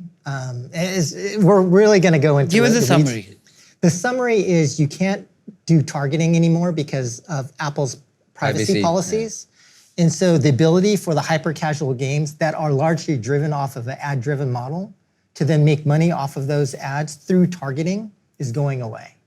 And Apple just doesn't like hyper casual games. But I'll tell you this, when I used to play Snake Yeah, on my old Nokia 3310 phone, yeah. there was no advertising. It came bundled with the offline. phone. Right, and it kind of, in mobile, it kind of morphed into a model where you have a super casual gameplay experience, but throwing in a bunch of ads has been the current, like, the manifestation of how hyper casual evolved into. So is that ad model moving from ad to in-app purchases? Yes, so now it's moving more to what's being called hybrid casual, where Can you explain? and hybrid casual is more of a hybrid between more of a casual or mid-core game and a hyper casual game with less reliance on advertising because of things like the lack of targeting because of privacy and things like that. So if I were building a game today, let's say I followed the 3 steps that we would put out from the I would course from- ignore hyper casual. I would not look at it at So all. say a young guy has done the NVIDIA free course, the Michigan University free course. He's on Roblox. He has learned how to create a game. Now when I start building the game, should I plan to monetize my game via in-app purchases versus pay-to-play? So it depends on the game, right? So I would say if you're making more of a mid-core or hardcore game, it's generally a heavier IAP skew. And What is IPC? IAP is just in-app purchase. Right. Right. And so not advertising based. And then the more casual to hyper casual it is, the more advertising you would integrate into the game. But I think to the point on, like, if you were learning AI and trying to figure out how to apply it, you could apply it to making a game you could apply it to figuring out a completely new kind of game to make using AI. For example, like like Dungeons and Dragons, where the AI is suddenly the dungeon master. Now it can do all the campaigns for you, right? There's going to be new capabilities and new games that are enabled because of AI. And the third area of opportunity would be looking at AI and trying to pick a specific segment in the game development process that you can help reduce the cost of or automate through AI. Explain. So for example, like in game development, there's a lot of different teams that do different things, right? So there's engineering, there's art, there's product management. But if you could use AI to provide a better tool or to automate one of the workflows there, like, so for example, right now, coders can use AI tools to help write code for them. Like Copilot. Yes. Also, AI is being used to generate manuals. Product managers can use AI to do data analysis by just dumping in spreadsheets and saying, visualize some stuff for me. And so there's a lot of different things that AI can be applied to. And so then it would just be figuring out, okay, what is a big problem that I can apply AI against, right? Can you give me like a low-hanging fruit that you think is an opportunity today? Well, I mean, I can give you specific examples of what people are doing right now, right? So the big thing right now, there's two companies, Enrolled and Convey, that have been funded for conversational AI, meaning right now, NPCs in games, the non-player characters, so like in an MMO, you can go to a shop and then there's a shopkeeper that talks to you. Well, the dialogue that happens often with whether it's an in-story character or with a shopkeeper that has a very limited amount of dialogue is through like a dialogue tree. And so you can use these behavior trees to like code what is said and not said, or you could use a large language model and give the background behind a character in the large language model, understanding the context of the game and that character that they're supposed to personify, can then just naturally respond to people in real time. So that's like one application. There's other applications where there's a company that's trying to automate the art process, right? So like where you like think of a character or a building, you create the model for it, you put it in the game and things like that. There are some companies that are just trying to make it so that you do sketches and then it just automatically goes into the game and completes the whole workflow, right? So there's a lot of different areas that you can potentially apply AI to. And again, this is why it's like the cross something. So I want to learn product management in gaming super well and then try to figure out areas to attack. Or I want to learn art super well and figure out areas to attack. That's the way I would be thinking about it. Animesh, after listening to this, where do you think the opportunity is for someone young? I still feel, obviously, this is a very big opportunity. It's futuristic from all I've read, all I've seen. But I believe that if someone wants to start building a game tomorrow and actually go out in the market in the next 3-4 years, that data where you mentioned that 40% of the time is going to social media, I think that is very key to India sticking to mobile gaming and my generation, people, the younger generation, sticking to mobile phones. So I think even if I look at my gaming journey and how I got into games, after a break from gaming for good 7-8 years, I think after class 8, I haven't played too much games until I got into college and had some free time and I was away from home. So it all started with Facebook. And then I started playing maybe a Zynga game inside Facebook. And then on Facebook, I got maybe a recommendation of a Supercell game, which was Boom Beach. And then I went into Boom Beach. But the reason why I started playing, continued to play in Boom Beach was there's a big social element attached to that game where I could chat with different people, make a clan, we could strategize, although it was within the game. However, what happened next is that I took that entire set of audience, we exchanged our numbers within the game, or we went to a Discord server, but then we were always socially connected. We were chatting, we were conversational. If I also look at, and that's been the trend in India at least, which I can say very confidently, that people love playing games, which has an element where they can connect with existing friends or meet new people. So you're saying not so much mid-core games, but more casual with mobile first. Casual, mobile first, and needs to have a social meeting element to it. And how easy or hard is it to build that? I think it's difficult, not easy to hit the right chords with Indian audience, especially, and with the culture also. It's I believe that there are a lot of nuances that they need to be careful about when you bring the social element of being connected online. And I think there's going to be a lot of scrutiny, a lot of tapings that when they go to build that game. So What not is a so easy- taping? Sorry. What is a taping? I meant that, there's going to be a lot of problems when they try to have two random people connect online, because I believe a lot of games are facing this trouble even today with respect to bullying happening online, or cases that we have had because of people not knowing each other but connecting within games. So I believe that those are the key things that need to be sorted. And because Indian gaming development market is still evolving, so these are a few things that they won't be able to solve when they're building in India for India. So you're saying young people in India want to solve for both community And time pass? correct. That should be the key factor. And that is where I believe that Sohn can answer why BGMI is so successful. Like, what are those key aspects? Yeah, my understanding, I mean, different people might have different opinion, I think, about BGMI or like similar games. I think it has very good, largely speaking, there are two elements for the success, I believe. Maybe you guys can add.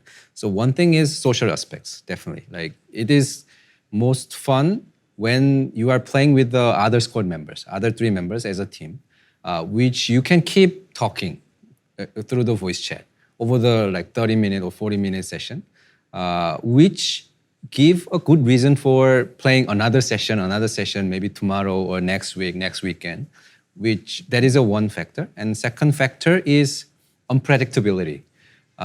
It is mostly like the similar elements in many multiplayer games, but I think the battle royale genre itself, it has large open, not really fully open, but large map, like 8 by 8, 8 kilometer by 8 kilometers. So there are a lot of elements of unpredictability and less repeatability. So every gameplay feels different. You cannot really make it if it is a story-based game, right? If you play 10 hours, 20 hours, then it's finished. Yeah, I've got a slightly different perspective. I'd love to hear your take on this, Sohn. I don't know if I've ever talked to you about this before, but I believe that games are actually a manifestation of a latent human desire. So I think that people generally have in their psychology a need for something. And I believe that games allow people to manifest those desires in some way. So, Which psychological desire though? so let me give you a few examples. So the 35-year-old soccer mom in the US who's driving her kids to school all day, going home, washing the dishes, doing the laundry, but doesn't feel like there's much progress happening in her life. But then when she plays Candy Crush Saga, she makes progress. She can see development. She can see all these bright lights and positive reinforcement.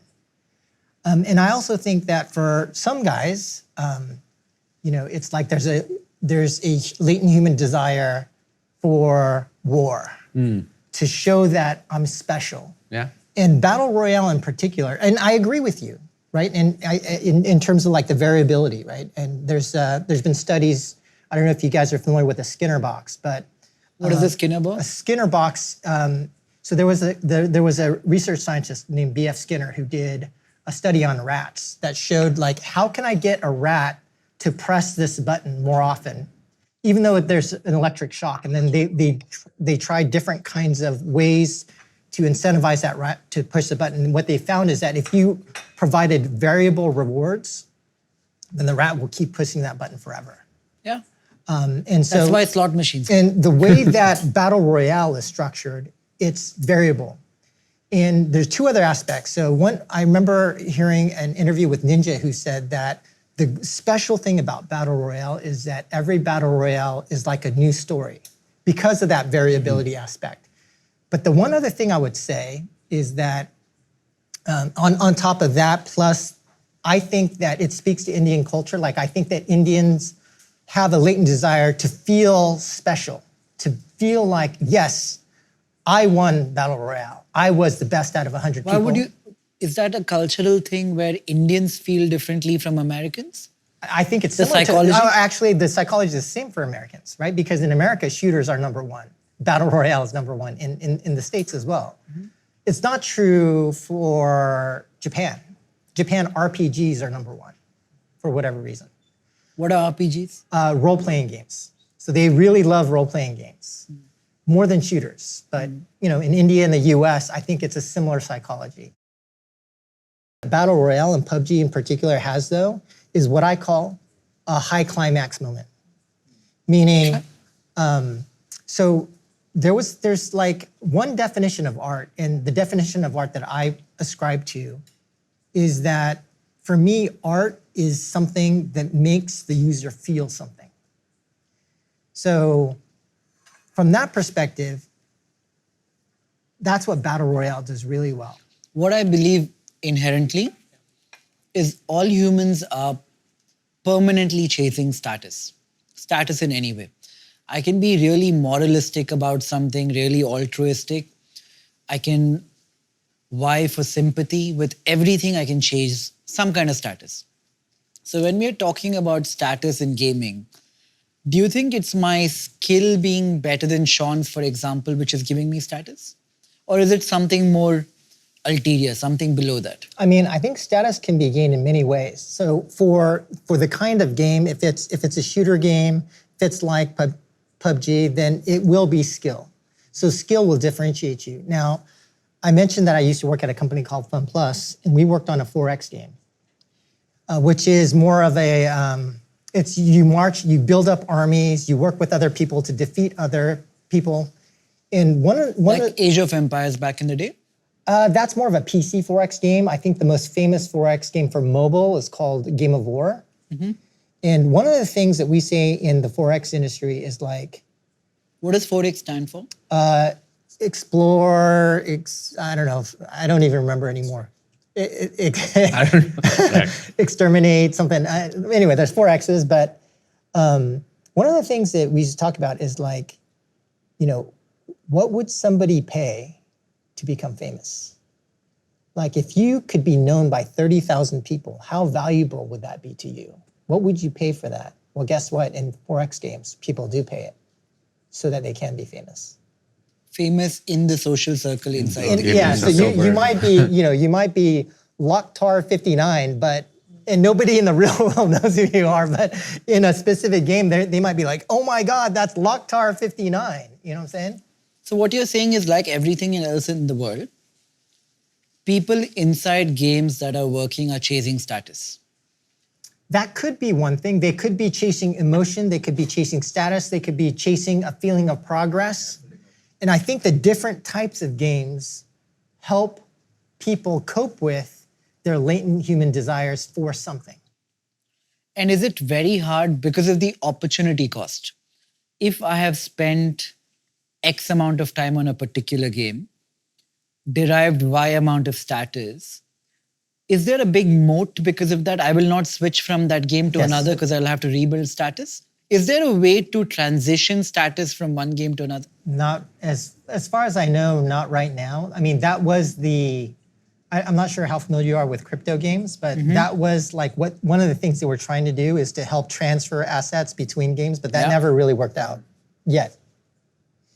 As a gamer, it did work out for me. I mean, like if I look at, I had a very good following and people knew me, 8-bit thug in Clash Royale, and it really helped me transition as a gamer, purely as a gamer, transition well into PUBG Mobile in India, and people still knew me, and people would still want to join 8-bit because they knew me from that, and I had a status. But are you talking about your status in-game or out of the game? In-game.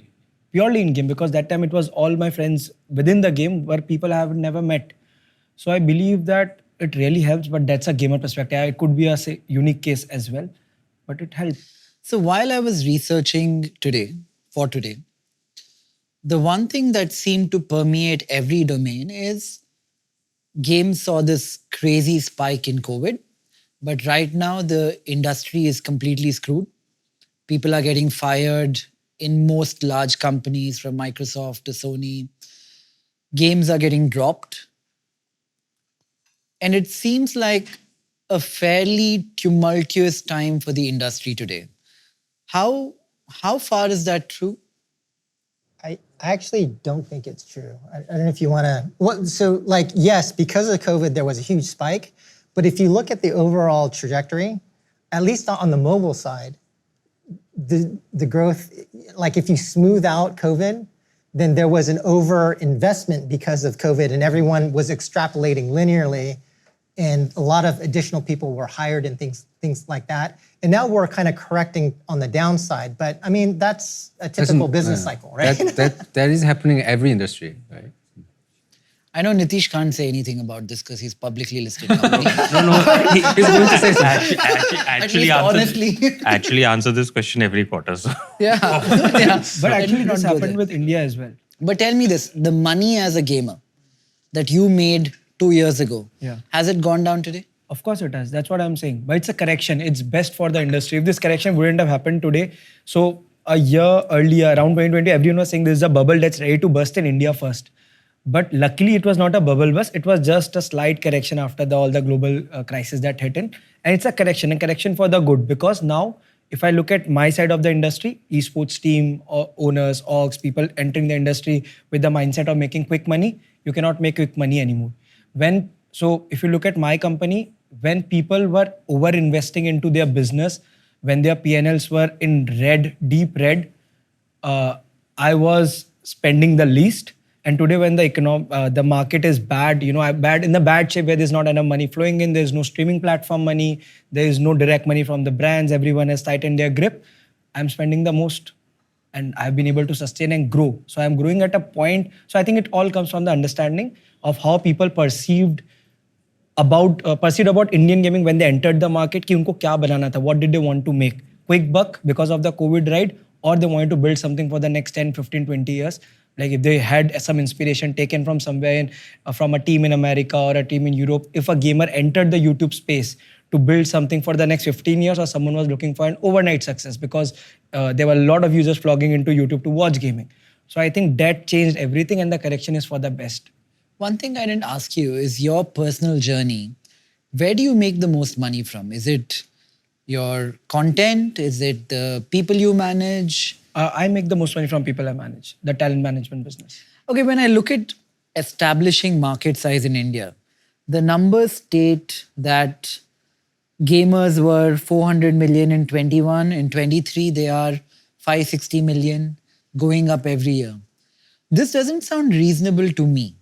Like, India is a country where 2% of our population pays tax, right? Like 25, 30 million people tops. How are there 560 million gamers in India? I think this is RMG and skill-based combined, and I'm not sure because they would have more data. But RMG, real money gaming? Yeah, I think it's combined. This data, because we are talking about 55 crore gamers, I guess, 568 million. Impossible. But I think everybody's a gamer, right? And one of the things that we haven't talked about is how, because of some of the stuff that happened between the US and China, going back to that topic, a lot of production is shifting to India, right? There's going to be a Tesla factory in India. There's all sorts of stuff moving to India, which should then enable a bigger middle class in India, which should then enable higher disposable income, which should then enable a lot of people in India to who maybe don't even identify as gamers to then spend in games because they actually are gamers. So what do you think? Okay, remove real money gaming. How many people in India are playing games on a PlayStation or a computer versus how many people are playing on a mobile phone, and how many people are doing real money gaming, if you had to break that down? It's all mobile, right? I think it's all India mobile. runs on mobile It's all gaming. 90, Console 95, would be the- 97, Console would be the least. 95% what? Mobile. Yeah. Mobile games. Yeah. And BGMI being the largest. Mobile Yes. games? Could be. Yeah. Could be, but there could be a casual game like Ludo, Ludo, taking yeah. space. So From a we'll have revenue to- perspective, yes.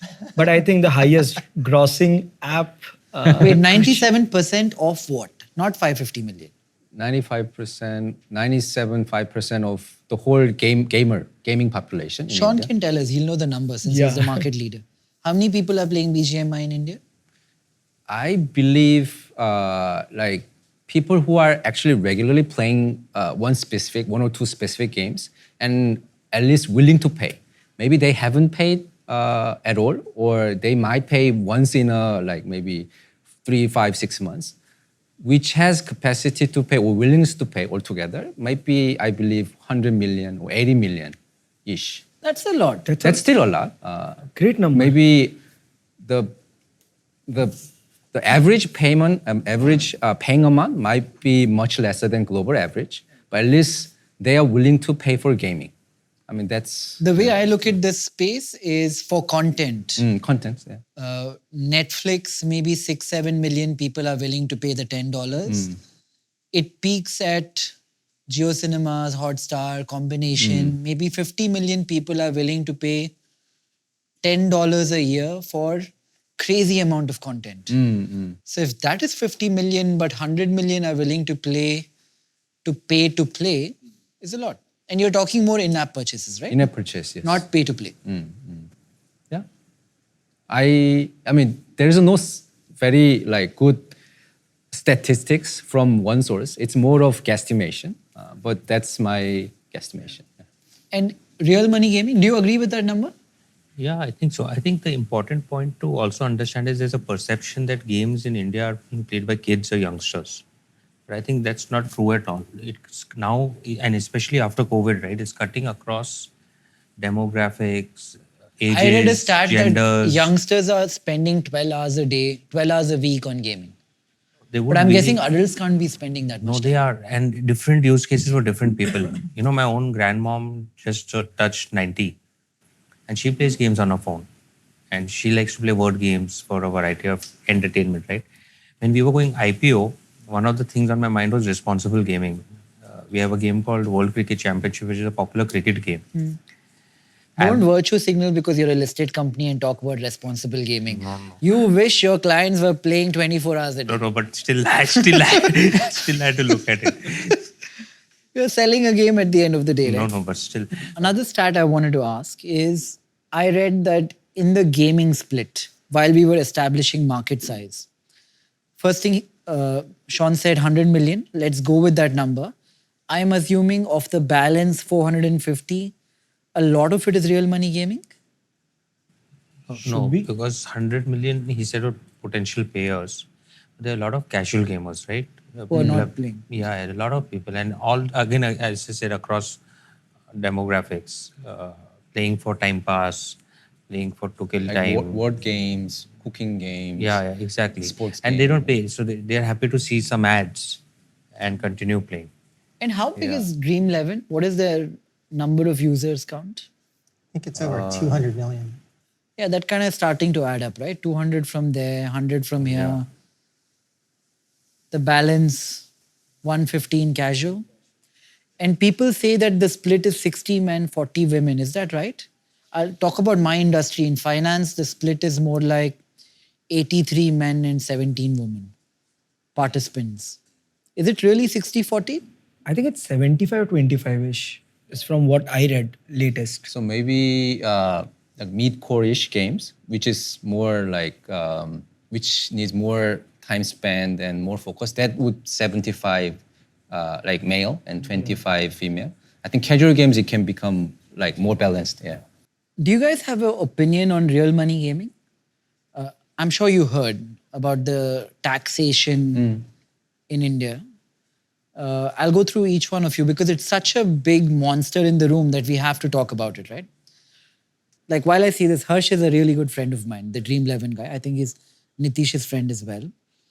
But how do you think it affects Dream 11 and all of his competitors, this tax? Do you think it's fair that they did what they did? Let's start with Animesh. I don't think it's fair. I think it was too harsh. But then It was too harsh, too harsh. too harsh. Yeah. But I felt that it was more harsh on the profitability from my layman understanding. Because I saw that Dream 11 did put out a coupon code in a way, you know, it did not affect the end user at the end. So I think smart plays always come into play. But yeah, I guess it did take a hit. I had good friends in MPL and Winzo who were really affected. I met the Winzo co-founders a couple of times. And they have been our very good clients. So has been MPL. People were really hit hard. So I actually pity for the industry because that was like a one night thing. It just suddenly changed everything for them. So ठीक है. But yeah, I think the government has a big team working on them. So they always take the best decision. I'm all for free market capitalism. I feel like if somebody is willing to engage with a certain platform consciously, somebody able, willing, adult, spending his own money, I feel like regulations cues industries in manners which is not always conducive to innovation and evolution of whatever industry. I feel like there should be less control and not more. Nitish, this is a more nuanced question for you because I know Nazara doesn't really do RMG, but you have a tiny component which is Yes. like 1% or 2%. 2%, yeah. Yeah. What do you think? Look, I think over the last few years, it's clearly been demonstrated that the consumer demand is there.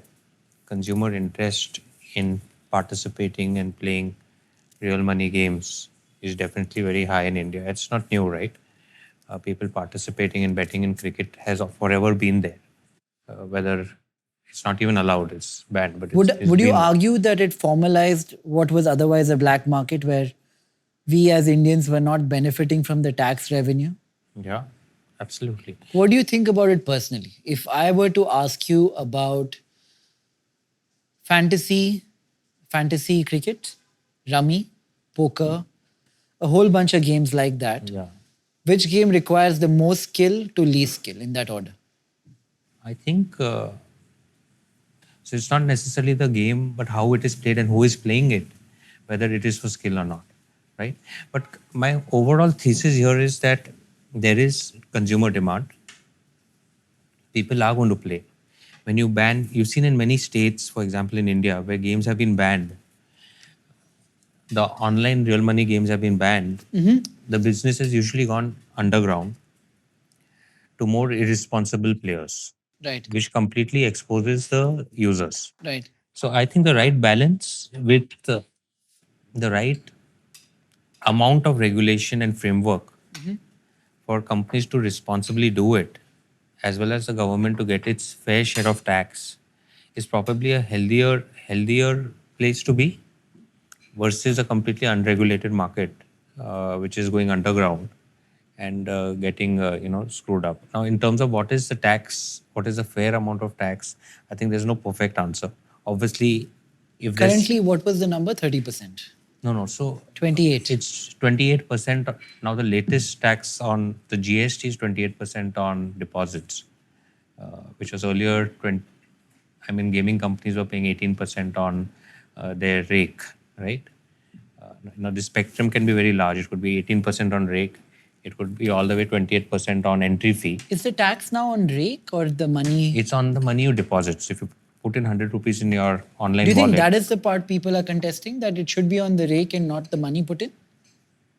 yeah, I mean the industry is, of course. I mean, they would want the least amount of tax, right? So that is the main contention. It is okay to charge the revenue of the company, but like in e-commerce terms, not the GMV. Yeah.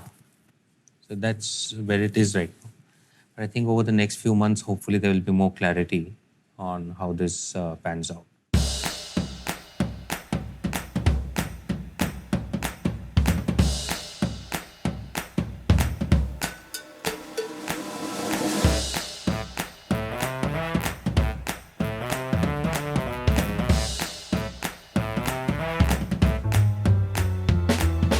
I want each of you guys to come up with one thing. What is it that will be relevant 5 years from now? Wager a guess. You want to go first? I think that person needs to realize that attention span has already declined. It's gonna decline further. So whatever they are making, it needs to move at a very fast speed for the user. So you both are in contradiction there because Joseph thinks casual and super casual, which might require lesser attention span, is declining. Well, hyper casual is declining. I would say casual is not necessarily declining, but hyper casual in terms of these very casual games with a bunch of ads for reasons. In my mind, I think Snake. It's hyper casual, right? So think Snake, but they load a bunch of ads on top of it. Right. Yeah, so that stuff is starting to go away. So what do you mean by your time Like focused on the game going down? How much time? I think it's not about the time, it's about the next event that's going to happen when I'm playing the game. So I think if I, for example, if I'm meeting an NPC, a non-playing character in the game, and it progresses my storyline. Earlier, when I've played games like Batman, etc., we used to have long chats, long dialogues that they would used to tell. The story used to be really beautiful. I don't think people are gonna be ready for that in the next 5 years. The first event, the next event needs the rate at which events happen in the game or events occur in the game needs to be faster, because I think swipe up generation is gonna take up the world and it's just gonna be swipe, swipe, swipe. So we need to have events that happen faster, attention span, games that are fast paced, very fast paced. I think that's the reason maybe battle royale or FPS games would live longer, because it always involves action. Like, even if you're standing at a position, you're still are doing something which will have the next event occur. But when you're playing story mode games or normal casual games, Right. you cannot just be moving slowly and wait for something to happen. Give me an example of the kind of game which will work in 5 years and one which won't. I think there's a game called Among Us. It should still work in 5 years. And that works in 5 years because something is happening. Something is happening really fast. I believe that we cannot have those slow story mode games that we used to play. Same thing we established why watching movies and sport is not working anymore, because you're not interacting with the Right. interface in a manner. You're Right. watching and it takes a long period of Long time. period. Also, I think it could be a major reason why TikTok and Reels and Shorts are doing really well. I mean, like last night, I was actually scrolling your podcast Shorts, and it really took me into a loop of 2.5 hours where I just got related content. I got so intrigued. Then I was looking at your guests speaking at some other places. Then I dived into Ritesh's other interviews. So it's just a loop. And I just saw the clock, it's 3 a.m. and I was like, good 2.5 hours, but that is what it is about. But I won't watch a 2.5 hours of movie of a content of a related topic. And one example of a game which won't work in 5 years? A very beautiful game that I used to play. Not able to recollect its name. But something like, I would say, a Batman Arkham Knight wouldn't work. It's one of our very fantastic games. I think it's slow paced because you have those dialogues coming in. Then you have to Narrative go, based. Yeah, you have to go from one place to another. The movements are difficult. I think even if you talk about the way the movements happen in game, people would want more simplified versions of it. Like, just give us 2 buttons, 2 joysticks, allow us to move. Like even me, I've evolved, like I am playing less games nowadays because I have other work to do. But when now I want to play new games, I tend to play simpler games, which do not have too many abilities, too many buttons that I need to use. So maybe I think there could be a transition. I believe that there are a lot of people like me who are transitioning into such type of games. So these are a few things that might change 5 years later. And Nitish, one insight 5 years from now that people should bear in mind looking to build a career here. I think gaming is on the cusp of many new technologies, and therefore the experience of gaming itself is changing. We already spoke a lot about AI, so I won't repeat that. But also, for example, I'm personally of the opinion that virtual reality will become far more tangible in the years to come, right? And I've been playing with the Apple Vision Pro and the Quest Pro. And I think now the experience, we've been looking at it for a decade, I think. As a company, we've been looking at VR for a decade. It was never there. I think the experience has got there. And I think once it transcends a little bit more, maybe 2-3 years down, now you have 3 big players, Sony, Meta, and now Apple in that fray. I think you will go from potentially playing a game to being in the game, which can be transformative. I know that a lot of people are still very pessimistic because I think they're burnt for very long on VR and stuff like that. But at least I believe that's the future of gaming. How does somebody build the proficiency required to cater to games on VR and AR? I mean, it's the same tools that you're using largely. Is And it like a completely different thing, engines, building a game for VR? You can use some of the same Yeah, the engines built engines for are both. similar. Sean? I mean, Nitish mentioned about AR. I mean, VR. So I feel that AR might be closer than VR. I mean, I also bought like different version of Meta Quest, which I used maybe for 2-3 hours, like maybe 1 week or 2 weeks, and then I gave up. Why? Because like it doesn't feel very comfortable to play long hours. And that uncomfortableness doesn't sort of allow me to re-engage. But I think AR, for example, like Pokemon Go, which blend the the physical space with your smartphone, actually give a lot of different experience, which traditional game didn't offer. I think that can be actually invented in a lot different ways. If as a game designer or game producer, if you can, really become innovative and experimental. So that is my sort of, yeah. What is the role of Discord and Twitch in the gaming world? You go? Yeah, so Discord was more of the chat room that we used to exist when games did not have VoIP, like you could not talk within the game. There used to be TeamSpeak, a software called TeamSpeak. Then Discord took over. However, Discord also brought with itself the community building angle in the form of a server. It's called a Discord server. So what you could do is you could get your friends or people only whom you want to join inside a particular server and do a closed chat and a closed call outside the game. So I think Discord really changed everything for gaming in a lot of ways. But now Discord has gone into a lot of things. Like it's relevant to a lot of industries. Relevant to a lot of industries that are non-gaming, that are into. It's a big space for Web3 also. I think a lot of Web3 games are being discussed and the communities are being formed within Discord. It's great for art as well. Even like I have joined some servers which used to have artists in it who used to help me out. So it's a good community building. It's a social media platform, I would say. Is it a good way? Somebody said Discord is democratizing game marketing. I don't think Discord has too much of a role to play in that, but I would let them take this question. Like if a game is really good, people will chat with each other in the gaming community in Discord, discover it. So traditional marketing for games might be getting disrupted. I mean, I would actually think that it's more, rather than Discord, it's more Twitch and YouTube that are allowing influencers to become the new marketing for games, right? And so today, and you mentioned Among Us, but like some of those games were going nowhere for like, I think Among Us had like nothing for like 3 or 4 years. And then some influencers picked it up and talked about it, and then it blew up. So I would agree where Discord is more of like the community tool, the ways that you can have a one-on-one conversation with your players in your audience to get that direct feedback. So I view it more as a feedback and community building mechanism, and we think in similar ways on that.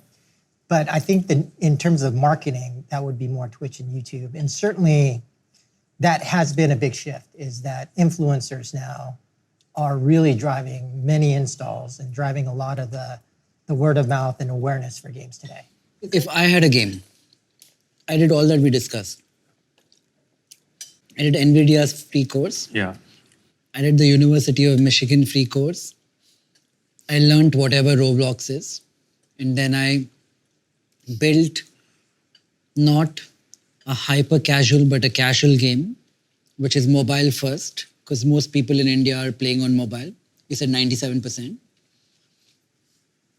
Do I then integrate influencers, Discord and Twitch to sell the game and get the word out? Is there a particular way to do that? How does a game garner virality? See, that's a very typical way of doing it. Like you are launching a product in the market and you have influencers talking about it.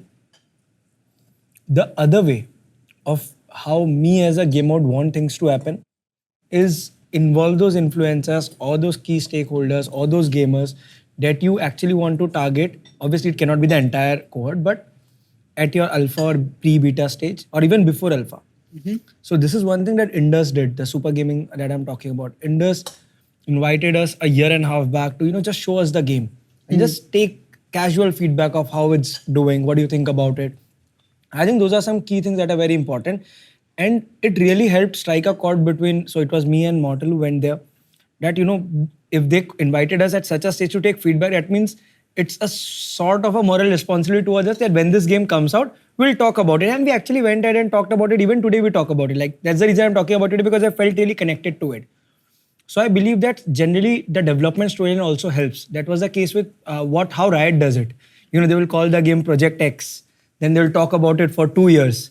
Then they will release teasers. Then there will be leaks that will come out. And then they will release a game with alpha, beta, pre-beta, and an official launch. So I think a good way to go about is talk about it, start very early. If your product is ready and then you want to launch it, it's always very expensive. I mean, the marketing starts way early. So this is external marketing. You can also build virality into your game. So one is if you can play the game with your friends, right? For example, in India, Ludo blew up because when I was playing Ludo, I wanted to play it with my friends, and I would automatically, through the game, easily be able to invite my friends or family to play with me, right? Many games incorporate stuff like you can unlock special features if you refer this game to 5 friends. There are a lot of hacks that you can build into your game, also to drive organic virality from within your game. If I know nothing about the gaming world and I want to go talk to people who are in the gaming world, where is the easiest place to connect with them? I'm starting from scratch. In India, probably IGDC, the game conference, the Game biggest developer Indian conference. Yeah, When does it happen? Who organizes it? November. Hyderabad. In Hyderabad. Who puts it on? Sorry? Who organizes it? It's a volunteer organization. There is a committee or council members who has been in the industry for a long time. I think, but the Indian typical mind would work differently. Like if I want to know about something, I would search who the most famous person is and try to figure out that where that person is doing a dialogue and then reach that. I think majority of the Indians would first come to a gamer who is streaming on YouTube or Twitch, go to his chat, speak, and then start. IGDC, believe me, no 19-year-old boy who knows nothing about gaming would never enter IGDC. वो कभी पाँव ही नहीं रखेगा. But maybe a good idea for him too. Yeah, if on the other side, it's a great idea. Obviously, IGDC I think is the biggest gaming event, gaming industry event that happens. What are some other topics that you guys think are relevant that I might not know about? Why, for me, it's very relevant. I actually want Sean and Joseph to answer about it. Why is that only BGMI and Free Fire were able to do so big? Codem failed. A lot of other games came to India, tried for 2-3 months and failed. And why is it only BGMI and Free Fire on mobile games? The reason why I'm asking is because I don't have an answer for this, except for the fact that I praise you guys a lot, that the publisher took keen interest in the country. You guys did set up the esports ecosystem and everything else. This is one thing everyone would want to know.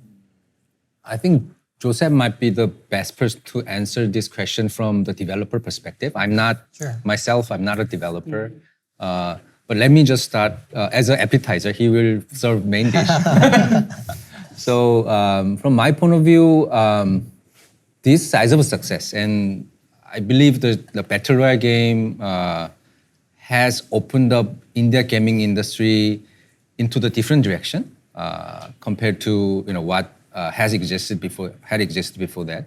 It actually happens not very often, and it doesn't really happen with a lot of intention. It happens in a very maybe luckily or in a very coincidentally.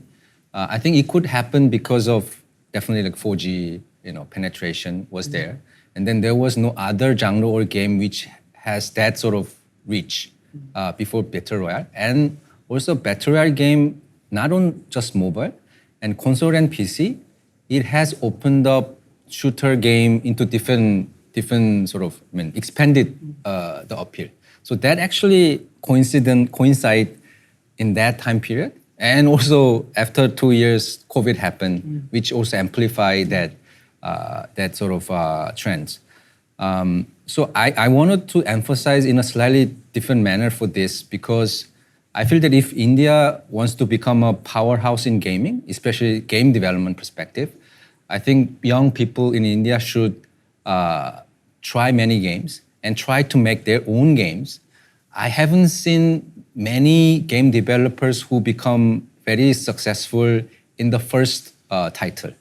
I think even 19-year-old boy on the Roblox, he might have made 5-10 different games, and then maybe it's 11th game or 15th games.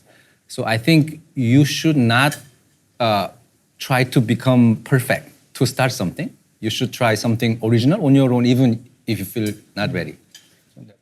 So I have a question for you. Yeah. you launched BGMI in India, you did RTV, you have done Bullet Eco 2 days ago.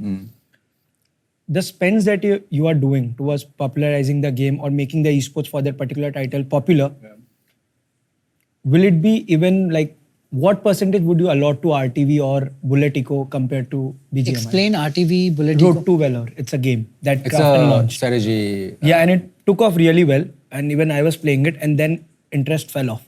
Because like interest fell off for me and a lot of other creators, because we saw that the esports ecosystem is not building as great as you guys are doing for BGMI.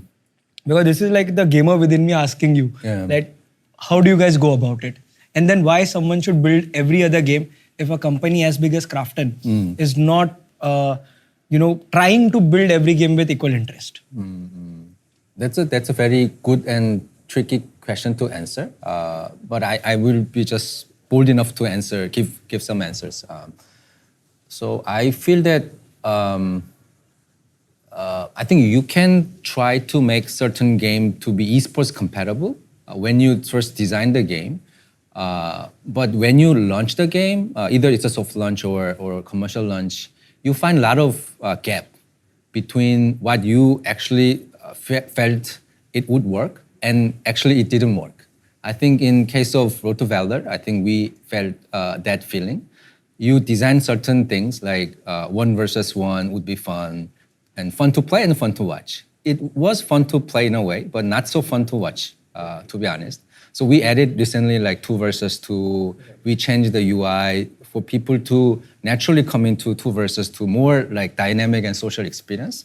But maybe the timing wise, it's a little late, maybe. That's a very interesting insight. So games today to work have to be fun to play, but also fun to watch? Yeah, That's exactly. where my business is built. Anything else that you guys think is relevant, Nitish? Yeah, I just want to add a couple of points which I think are very important for our young Indian developers. One is that they need to iterate and ship fast. Okay, because if you start a game as a young developer with a plan that I'll ship it in 18 months and 24 months, they run out of money, it doesn't happen, right? And they lose confidence. So I think initially, at least they need to take on games and projects which are shippable fast, and then they can get the MVP out or the minimum viable product out, and then look at the data and iterate it. And if the data is a disaster, then maybe give it 1 or 2 shots and move on to the next project, right? Because I see a lot of developers get stuck in this loop otherwise if they're not shipping out, and that's a big failure for many of them. So I just want to highlight that. I think the second thing is it's very important that they focus on the right metrics. I often say it's important for them to focus on the real metrics versus the vanity metrics early on. And just to give an example of what I mean, usually when a developer comes to me and says, I have 50,000 downloads of my game, to me, immediately that's largely a vanity metric, right? I don't react much to that because I'm being honest. The downloads may mean nothing. But if the developer comes and tells me my D1 retention is 40%, my D7 retention is 20%. D7 being? Day 7. Day 7. The retention of these. Suddenly my eyes will start lighting up, right? I'll be telling my BD team, okay, meet this developer. He's Do you got have a good game." mechanism where young people can come pitch you games to all of you guys? Absolutely. So we launched something called Nazara Publishing now, which is actually meant to help developers because we really believe that Make in India is a big opportunity for Indian developers, for India and for the world, right? So we of course have to have that, and we do have that. So how does someone pitch Nazara Publishing? They come to publishing.nazara.com and fill in an application form. Nice. Do you guys have that too at Krafton Yeah, in Leela? we do. We don't. Yeah. I mean, they are more like a pure core. We're focused on Building only the 1 game. or 2 games. We can't make Yeah, anything yeah. else. What is the biggest hurdle you're facing in building the game that you are right now? Talent. Yeah. Yeah. Because you're in India? Or talent at a cost? Talent, and I touched upon this before, right? Because there's so many people who leave India, and it's hard to it's hard to argue for someone who wants to live in another country, who wants to make dramatically more money. Why would you want to stay in India? But if the games are going to compete in the same market, one could argue that you could pay them the same amount of money. once we're profitable, sure. And I think that in some industries, like to some degree, that's starting to happen. So we've seen a pretty fast acceleration in the compensation of engineers over the past 4 or 5 years as the world became more remote. Certainly after COVID, I think engineers got paid dramatically more, right? So we're starting to see some of that impact as well. But one thing I would want young people to think about, really try to start with, what do you want from your life? And I think that's a question that not enough young people have asked themselves. And I think that some people have bought into like these notions of, the popularized notions of quiet quitting, side hustle, things like that. And I just think that if more people really thought critically about what they're really searching for their life, that they'd be able to make better decisions about the path that they would choose. And there's an exercise, actually, I believe it was Clayton Christensen who wrote about an exercise that he recommended for people, which is to think about your life when you're on your deathbed and thinking back and what would make you proud, right? Like, how would you measure the value of your life looking back? I think not enough young people do that. And I think that that's something that, as an older guy who didn't think about that for way too much of my life, I wish I had. I want to highlight or pick 5 most relevant skill sets required to build a career in gaming. Each one of you can tell me one. What do we start with? You mentioned art earlier. Yeah. So, Oh, you mean the disciplines? yeah. So there's probably 4 main disciplines. There's art, engineering or development. Third is product management or production. And fourth Game is design. Design. Yeah. And fifth is, if I can go with the fifth, is I think, which is very important, is also your data analytics. Data analysis. For sure, Right? yeah. Being able to understand data Yep. and react to data is very important. Okay, so what does somebody need to build a career in art in the gaming world? I mean, get the necessary skills. Also, there's a big difference between 2D and 3D art. There's a difference between doing like concept art versus like production art. There's a lot of nuance there within art. So let's say there's 3D art, there's 2D art. Yeah. And then within that, there's also like, are you focused on characters? Or are you focused on environment? Okay. And how does somebody learn how to make 2D art, 3D art, character, or Usually environment? there's schools for that. For example? I don't know the name In of the India, it schools could in be India. something like an arena animation or something. And how much does somebody working in the art side of gaming make as a starting pay? Not much. Art is lower side. Art is It's lower the side. lowest. Yeah? But depends who the consumer is. But lower side is how much in India? I would say the very lowest I've seen is like 5 lakhs or less, Per year? Entry level. entry level. Five We're lakhs. talking entry level. 5 lakhs a year. And you also mentioned, Joseph and Nitish, actually, that AI might make this entire section redundant very fast. It might be, yeah. At it least might. the lower or mid level, up to mid level. Maybe very senior or maybe someone at the who can make some direction. But then they can be replaced by some game designer or product. Yeah, I mean, I don't know if you guys have checked out Sona.ai, but like if you haven't, you absolutely should. You just give it like some descriptions and it'll automatically create music. And you can see that where that is today in 2 to 3 years, we could be living in a world where most of the music we hear is AI generated rather than generated by human beings. Similarly for art, we're kind of getting to a place where you can kind of describe things and then just many variations just kind of pop up.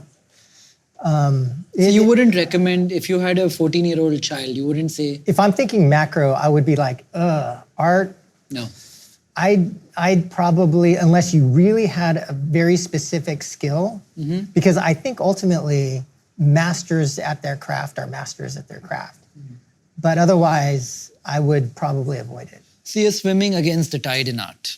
Yes, and maybe in engineering too, because What does the engineering breakdown look like? so I would say there's more of a linear path in engineering. I would say, except for you're generally thinking in terms of front end versus back end. And in the front end, you're generally going to be working with one of the two primary game engines, Unity or Unreal. And so you would learn either C# or C++, depending on which engine you use. And then for back end, so the front end means like the thing you actually play, right? The combat, the characters that move around, all the functionality. Like the UI in a way. All that stuff. That's included there. And then the back end is like when you're saving your stats to the back end server, the net code so that you can play against other players, all the stuff you kind of don't see but makes the game operate in the back end. So then generally speaking, you have engineers oriented around one of those two, either front end or back end, but you also have some full stack guys. So you would go C#, learn how to use Unity, Unreal, and become really proficient in that. Yeah, I would probably recommend for India for right now, Unity C#, but later I would recommend C++ Unreal. Unreal's starting to take over, but you know, in the long term, if current trends continue, Unreal is likely the engine of choice in the not too distant future. Nice. And how much would somebody in engineering make on average, front and back end? It depends. I'm guessing they're very different. That depends on the school. Right? So like if you go to IIT and you come out, you can make, 40, 50 lakhs. I mean, it's... with no experience. With no experience. It's possible, yeah. Assuming that you will catch up very fast. Yeah. And also assuming that you will actually get hired. But he's saying they're lacking talent. They're looking for people that they're not. Actually, I see a lot of job openings on LinkedIn from the popular developers or publishers. I don't see any opening for a newbie into the industry. Really? Yes, I might be wrong here, but from the openings that I've tried to go by, I don't think big studios are hiring people who are freshers. The small guys, well, we still do. We still hire freshers. We try to hire like experienced guys, but then it didn't work out that very well. And then there is some gap. Like we expect this level of experience, but they don't.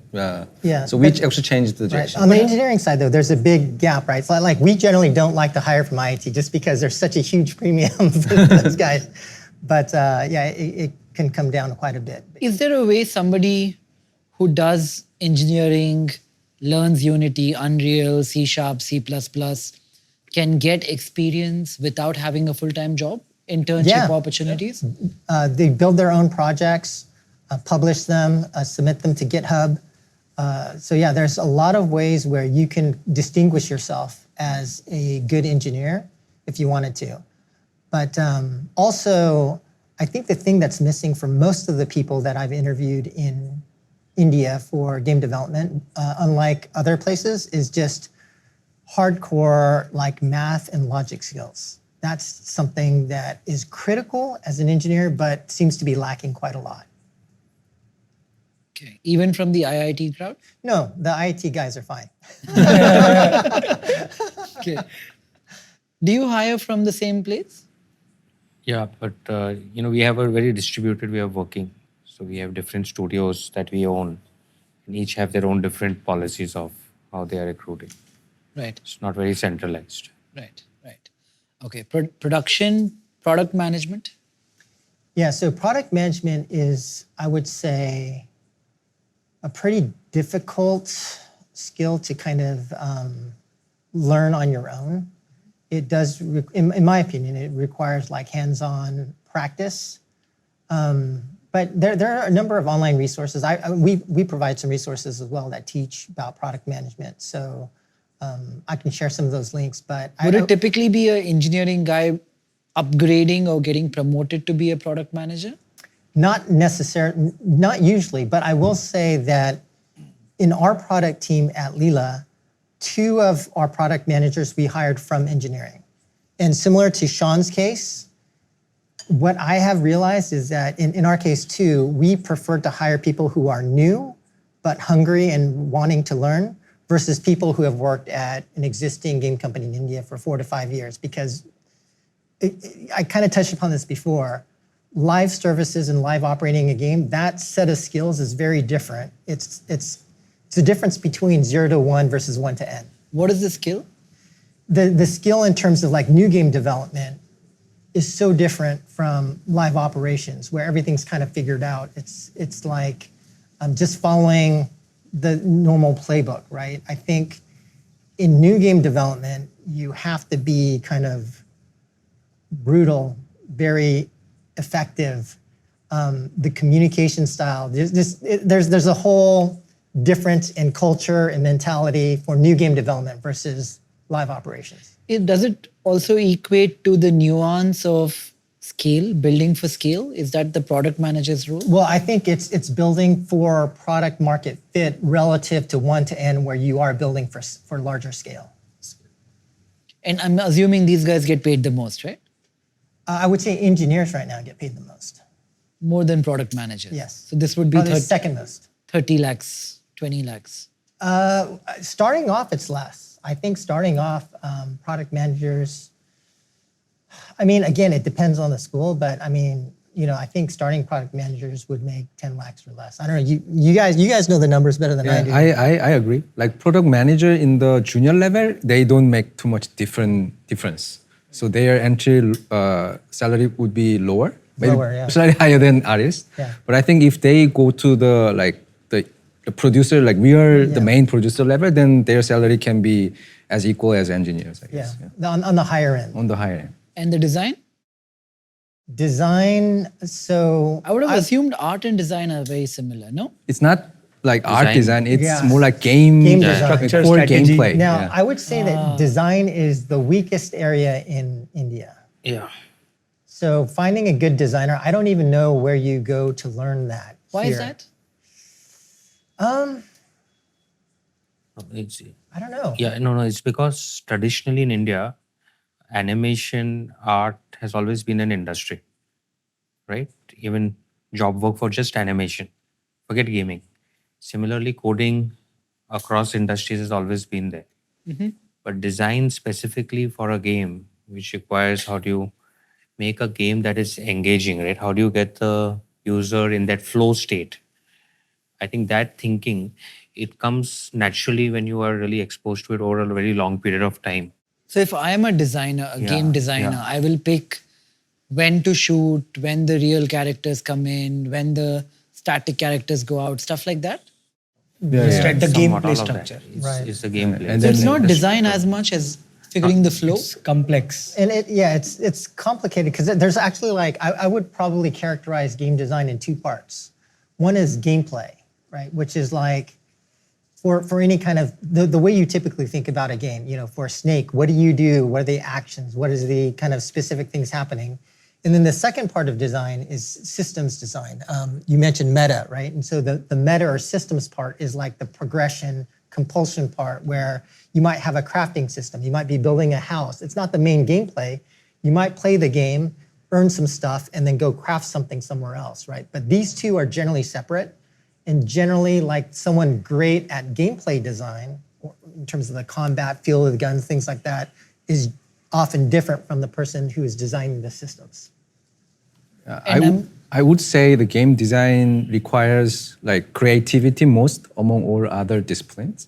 And then it can be generally taught through some kind of apprenticeship, but it also requires kind of natural born or educated creativity. So which, if you don't have that culture of bringing up those talents, then it might not come out easily. So I actually think Indians could be great at design. They just need the proper educational resources. the bridging that sort of the creativity in their culture and in their brain and make it, transforming it into the more professional or practical level. That actually, it's difficult to happen actually.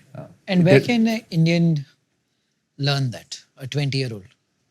They can start by designing for Roblox, for example, right? Yeah. On the UGC platforms. But I guess one of the drawbacks for India is because like most of the people I know building for Roblox, they don't do it on their phone. They do it on a PC. And because there aren't a lot of homes with PCs, that may be one of the things holding India back.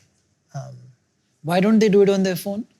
It's just too difficult. right? And then if you're coding, like in Lua, yeah, I mean, you don't want to be doing that on your phone. But that's different in the West. People are. Almost every home has PCs in their house, as well as tablets and other things. So, but I mean, similar for China, there aren't. There are some places that have. I think there's PC penetration is probably higher in China, but still not as abundant as like US and other places. How much does a game designer make? The Like most? an artist. Yeah. It varies a lot. Yeah, it varies a lot, but pretty low. Yeah. Maybe around what an artist makes, slightly higher, but not much. Like as much as the art guy? And a little bit more, tiny bit. 8. 7, 8. For Entry. For entry, less than 8. Yeah. But that's surprising because this seems like the most critical part of the But entire. that's because they don't have, like, if you were a really good game designer, then sure, you could make a lot more. And I have seen like creative director who actually set the direction of the core gameplay and even certain part of the out game elements. They are maybe as equal as co-founder or founder in terms of stock options or incentives they get from the success. I mean, gaming's a creative field, Yeah, so there's certainly potential for high Da- payouts. Data analytics? What does he do? It's all about looking at the underlying data that is being generated by your game. For example, what are the data points? Retention is one of the biggest ones. For example, if 100 people played your day on the first day when they downloaded the game, how many came back the next day? Now, once you know that 40 came back the next day, which is a good retention generally, you lost 60. Then you need to get into your game data and see what are the drop-off points. Where am I losing these users or these players, right? Are they launching the game and dropping off from the main menu of the game without playing anything? Are they going into a certain level? Are they getting stuck there and then dropping off? So there's a lot of in-depth data that you need to get into to understand how you can improve the engagement of your game, right? So I think no game can, unless it's just a hit by itself. And by how does fluke. somebody learn that? Inculcate that skill? I think it's Is it college? data Is it. and, no, of course, it's you need to have very strong grip on numbers. How do you and get that? I'm assuming Maths. you're Maths, strong yeah. in Maths from maths, there. etc. There is Khan a, Academy. There's also an aptitude to Khan data and Academy teaches numbers, good right? maths. Yeah, and it's Yeah, it's good. basic aptitude and interest in data and numbers. Where do you hire your data analytics guy? I think we've hired them, at least for us, many of them are from some of these good business schools. Business schools. And how much do you pay these people typically? We just have our product managers do it, so we don't have a dedicated data analyst. Yeah, I mean, for at least at a corporate team where we have a few people looking at data of a lot of our studios, maybe 20, 30 lakhs a year. It's a lot. That's entry level? No, I mean, we don't have entry level. At corporate, we have like 6 people looking at Yeah, data. but I think so- if I were to bring it down to entry level, I would assume it would be around 10, right? Yeah. 10, yeah. 12. Yeah. Now I think the interesting question is to Animesh. What skill sets? I think I'll just give a few advices to how to be a gamer because there's no rule of thumb. How can you be Yeah. a gamer? First, I would say in India, first thing, backup. It needs to be mentioned that until you have reached that spot, it's always your backup thing that you are chasing. It's a passion project. To become a gamer yourself is also a passion project that you're When working do you on yourself. transition from passion to full time? I would say your first contract where you're getting paid at least 35K a month Rupees. rupees is where I can say that it's your profession here on. You're talking about gamer or content creator? Gamer. Content creator, I don't believe should ever chase money or contracts. Build on your own. There is no rule of thumb. Even I cannot give any pieces of advice because it's so many factors. How good the person is, how creative they are, how fast they go viral, what clicks, what not. But to a gamer. So starts there. Second is your game type. What sort of games you played. It's not always necessary to chase the herd, which is like going for battle royale games or a shooting game. very fine example, Tirth Mehta, who was also a part of my panel, won an Asian Games medal way back in 2017, Hearthstone. So that is another way. So you can always try to step out of the normal thing and find a different game. Third would be knowing.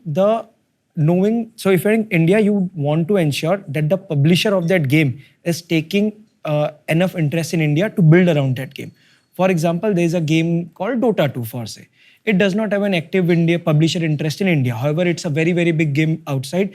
As big as there's an event called The International, whose price pool go beyond $20-30 million for the main event. But if the publisher is not interested in it, then I would suggest don't opt for a game, because then it would be very difficult for you to get into events or represent India at an international stage, because you might be clubbed with the Oceanic region or entire South Asia region or the Sea region, which is difficult. Fourth would be if you're going for a team game, I would say so everyone asks me how to build a team. It's a very normal question if you're playing a team game. I think you cannot just go out and find other professional players who would want to build a team with you. You just start casually. You get a few gamers, get to know people online, and it's a process. The process could be finished in 2 months. You might not find a team in the next 5 years. There is no rule of thumb again. It's just how social you are, how well you are aligned, how well you can talk to people. It's like, those elements come. Your characteristic and your personality comes into play when you're finding a team. Skill, though, comes at a later stage.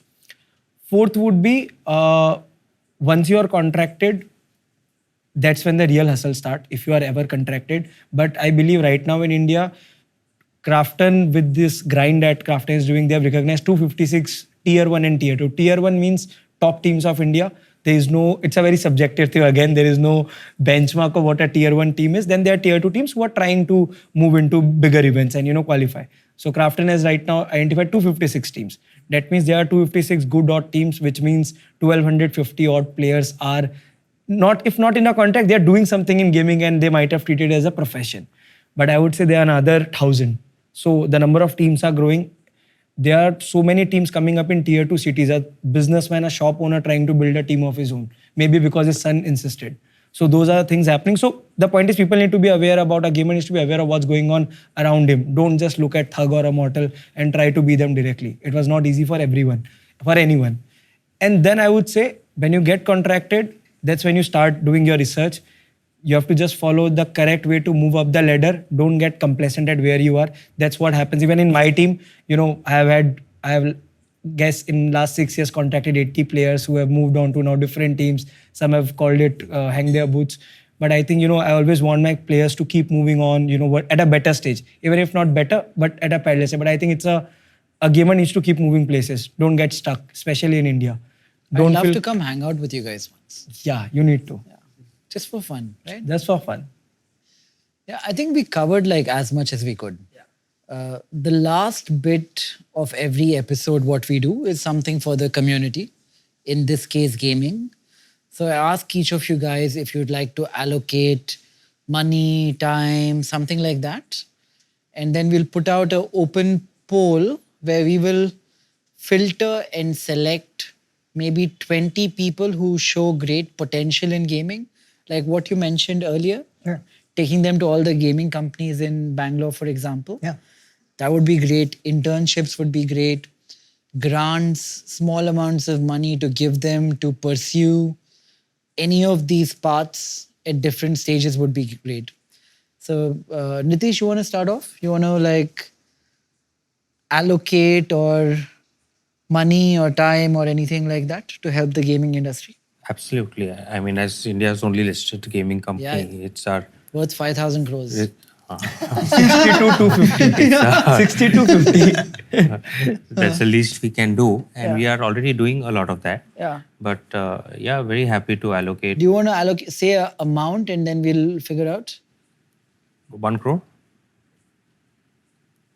to start with, but we can double down on that. Done. Joseph, would you? I think I've already committed to doing that tour of some kind, so I'll do that. And certainly I think not at this point until we're profitable, but once we're profitable, we absolutely intend on investing back into the community. But you would be okay with, say, the 20 that we pick, allocating maybe 5 hours of time just in educating them? Oh, of course. Some of them you might be able to hire. Yeah. Yeah? Yeah, done. Yeah, done. Animesh? I would actually love to, 20 that shortlist, I would love to mentor and actually know them why they are getting into it. And then obviously with the consultancy, I would like to then offer them the grant. I first need to, like the gamer within would always want to ensure that the person is in the correct, like wants to do something good. Perfect. Yeah, but I would love to give as But much you'll give time. them like proper time. As much time. I'll go down to their city. Like forget. No, we'll pick who it should be, who's the Correct. winner should be together. Right. Like you guys come up with what metrics. We'll Right. put this out. Thousands of people will apply. We will try and find the most talented young minds in gaming available in Right. India. Make a group of 20 and all of this for those 20. 100%. And the grant would come depending on the talent. Done. Sean? Yeah, I mean, I think somewhere in this conversation was briefly mentioned that we started incubator program. That is actually for quite professional level of developer who has actually made at least 1 or 2 games, then they are capable of launching the game at the commercial level. I think you meant to help someone like before that. I think for that, we actually started to talking about how we expand the program to cover wider range, especially for younger folks. I think we can maybe consider to the combine this. So we had an idea of expanding the incubator program for wider teams. Maybe the original incubator meant to get like 2, 3, 4 team per batch, maybe 6 to 8 per year. I think that sounds larger than that. I think that's that can fall into that extended program. We can offer mentorship. We can offer certain like short duration of teaching course. And also we have certain partners on the cloud side and etc. They can offer also credits, credits for cloud. So we have that sort of program. Perfect. So I'll do 1 crore as well. So Super. we will pick these 20 people and do all we can from time, money, grant, cloud credits, mentorship. The only key here is I will lean upon you guys to pick who the 20 should be, because I will get the applications in, but maybe you guys can come together and figure out who the rightful 20 are, because we'll do so much for them. Yeah, Yeah. sounds interesting. Done. Exciting. Super. So thank you all for coming. This has been fun. I've learned a lot, and I hope some people watching this will find this really useful. Hope so. Should be. Thank you. Thank you Thanks. so much. Thank you. Thank you for your time.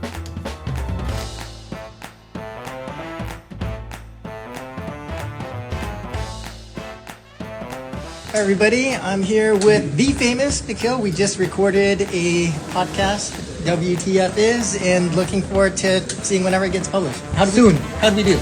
We did well. Very well. Okay, hopefully it wasn't too bad.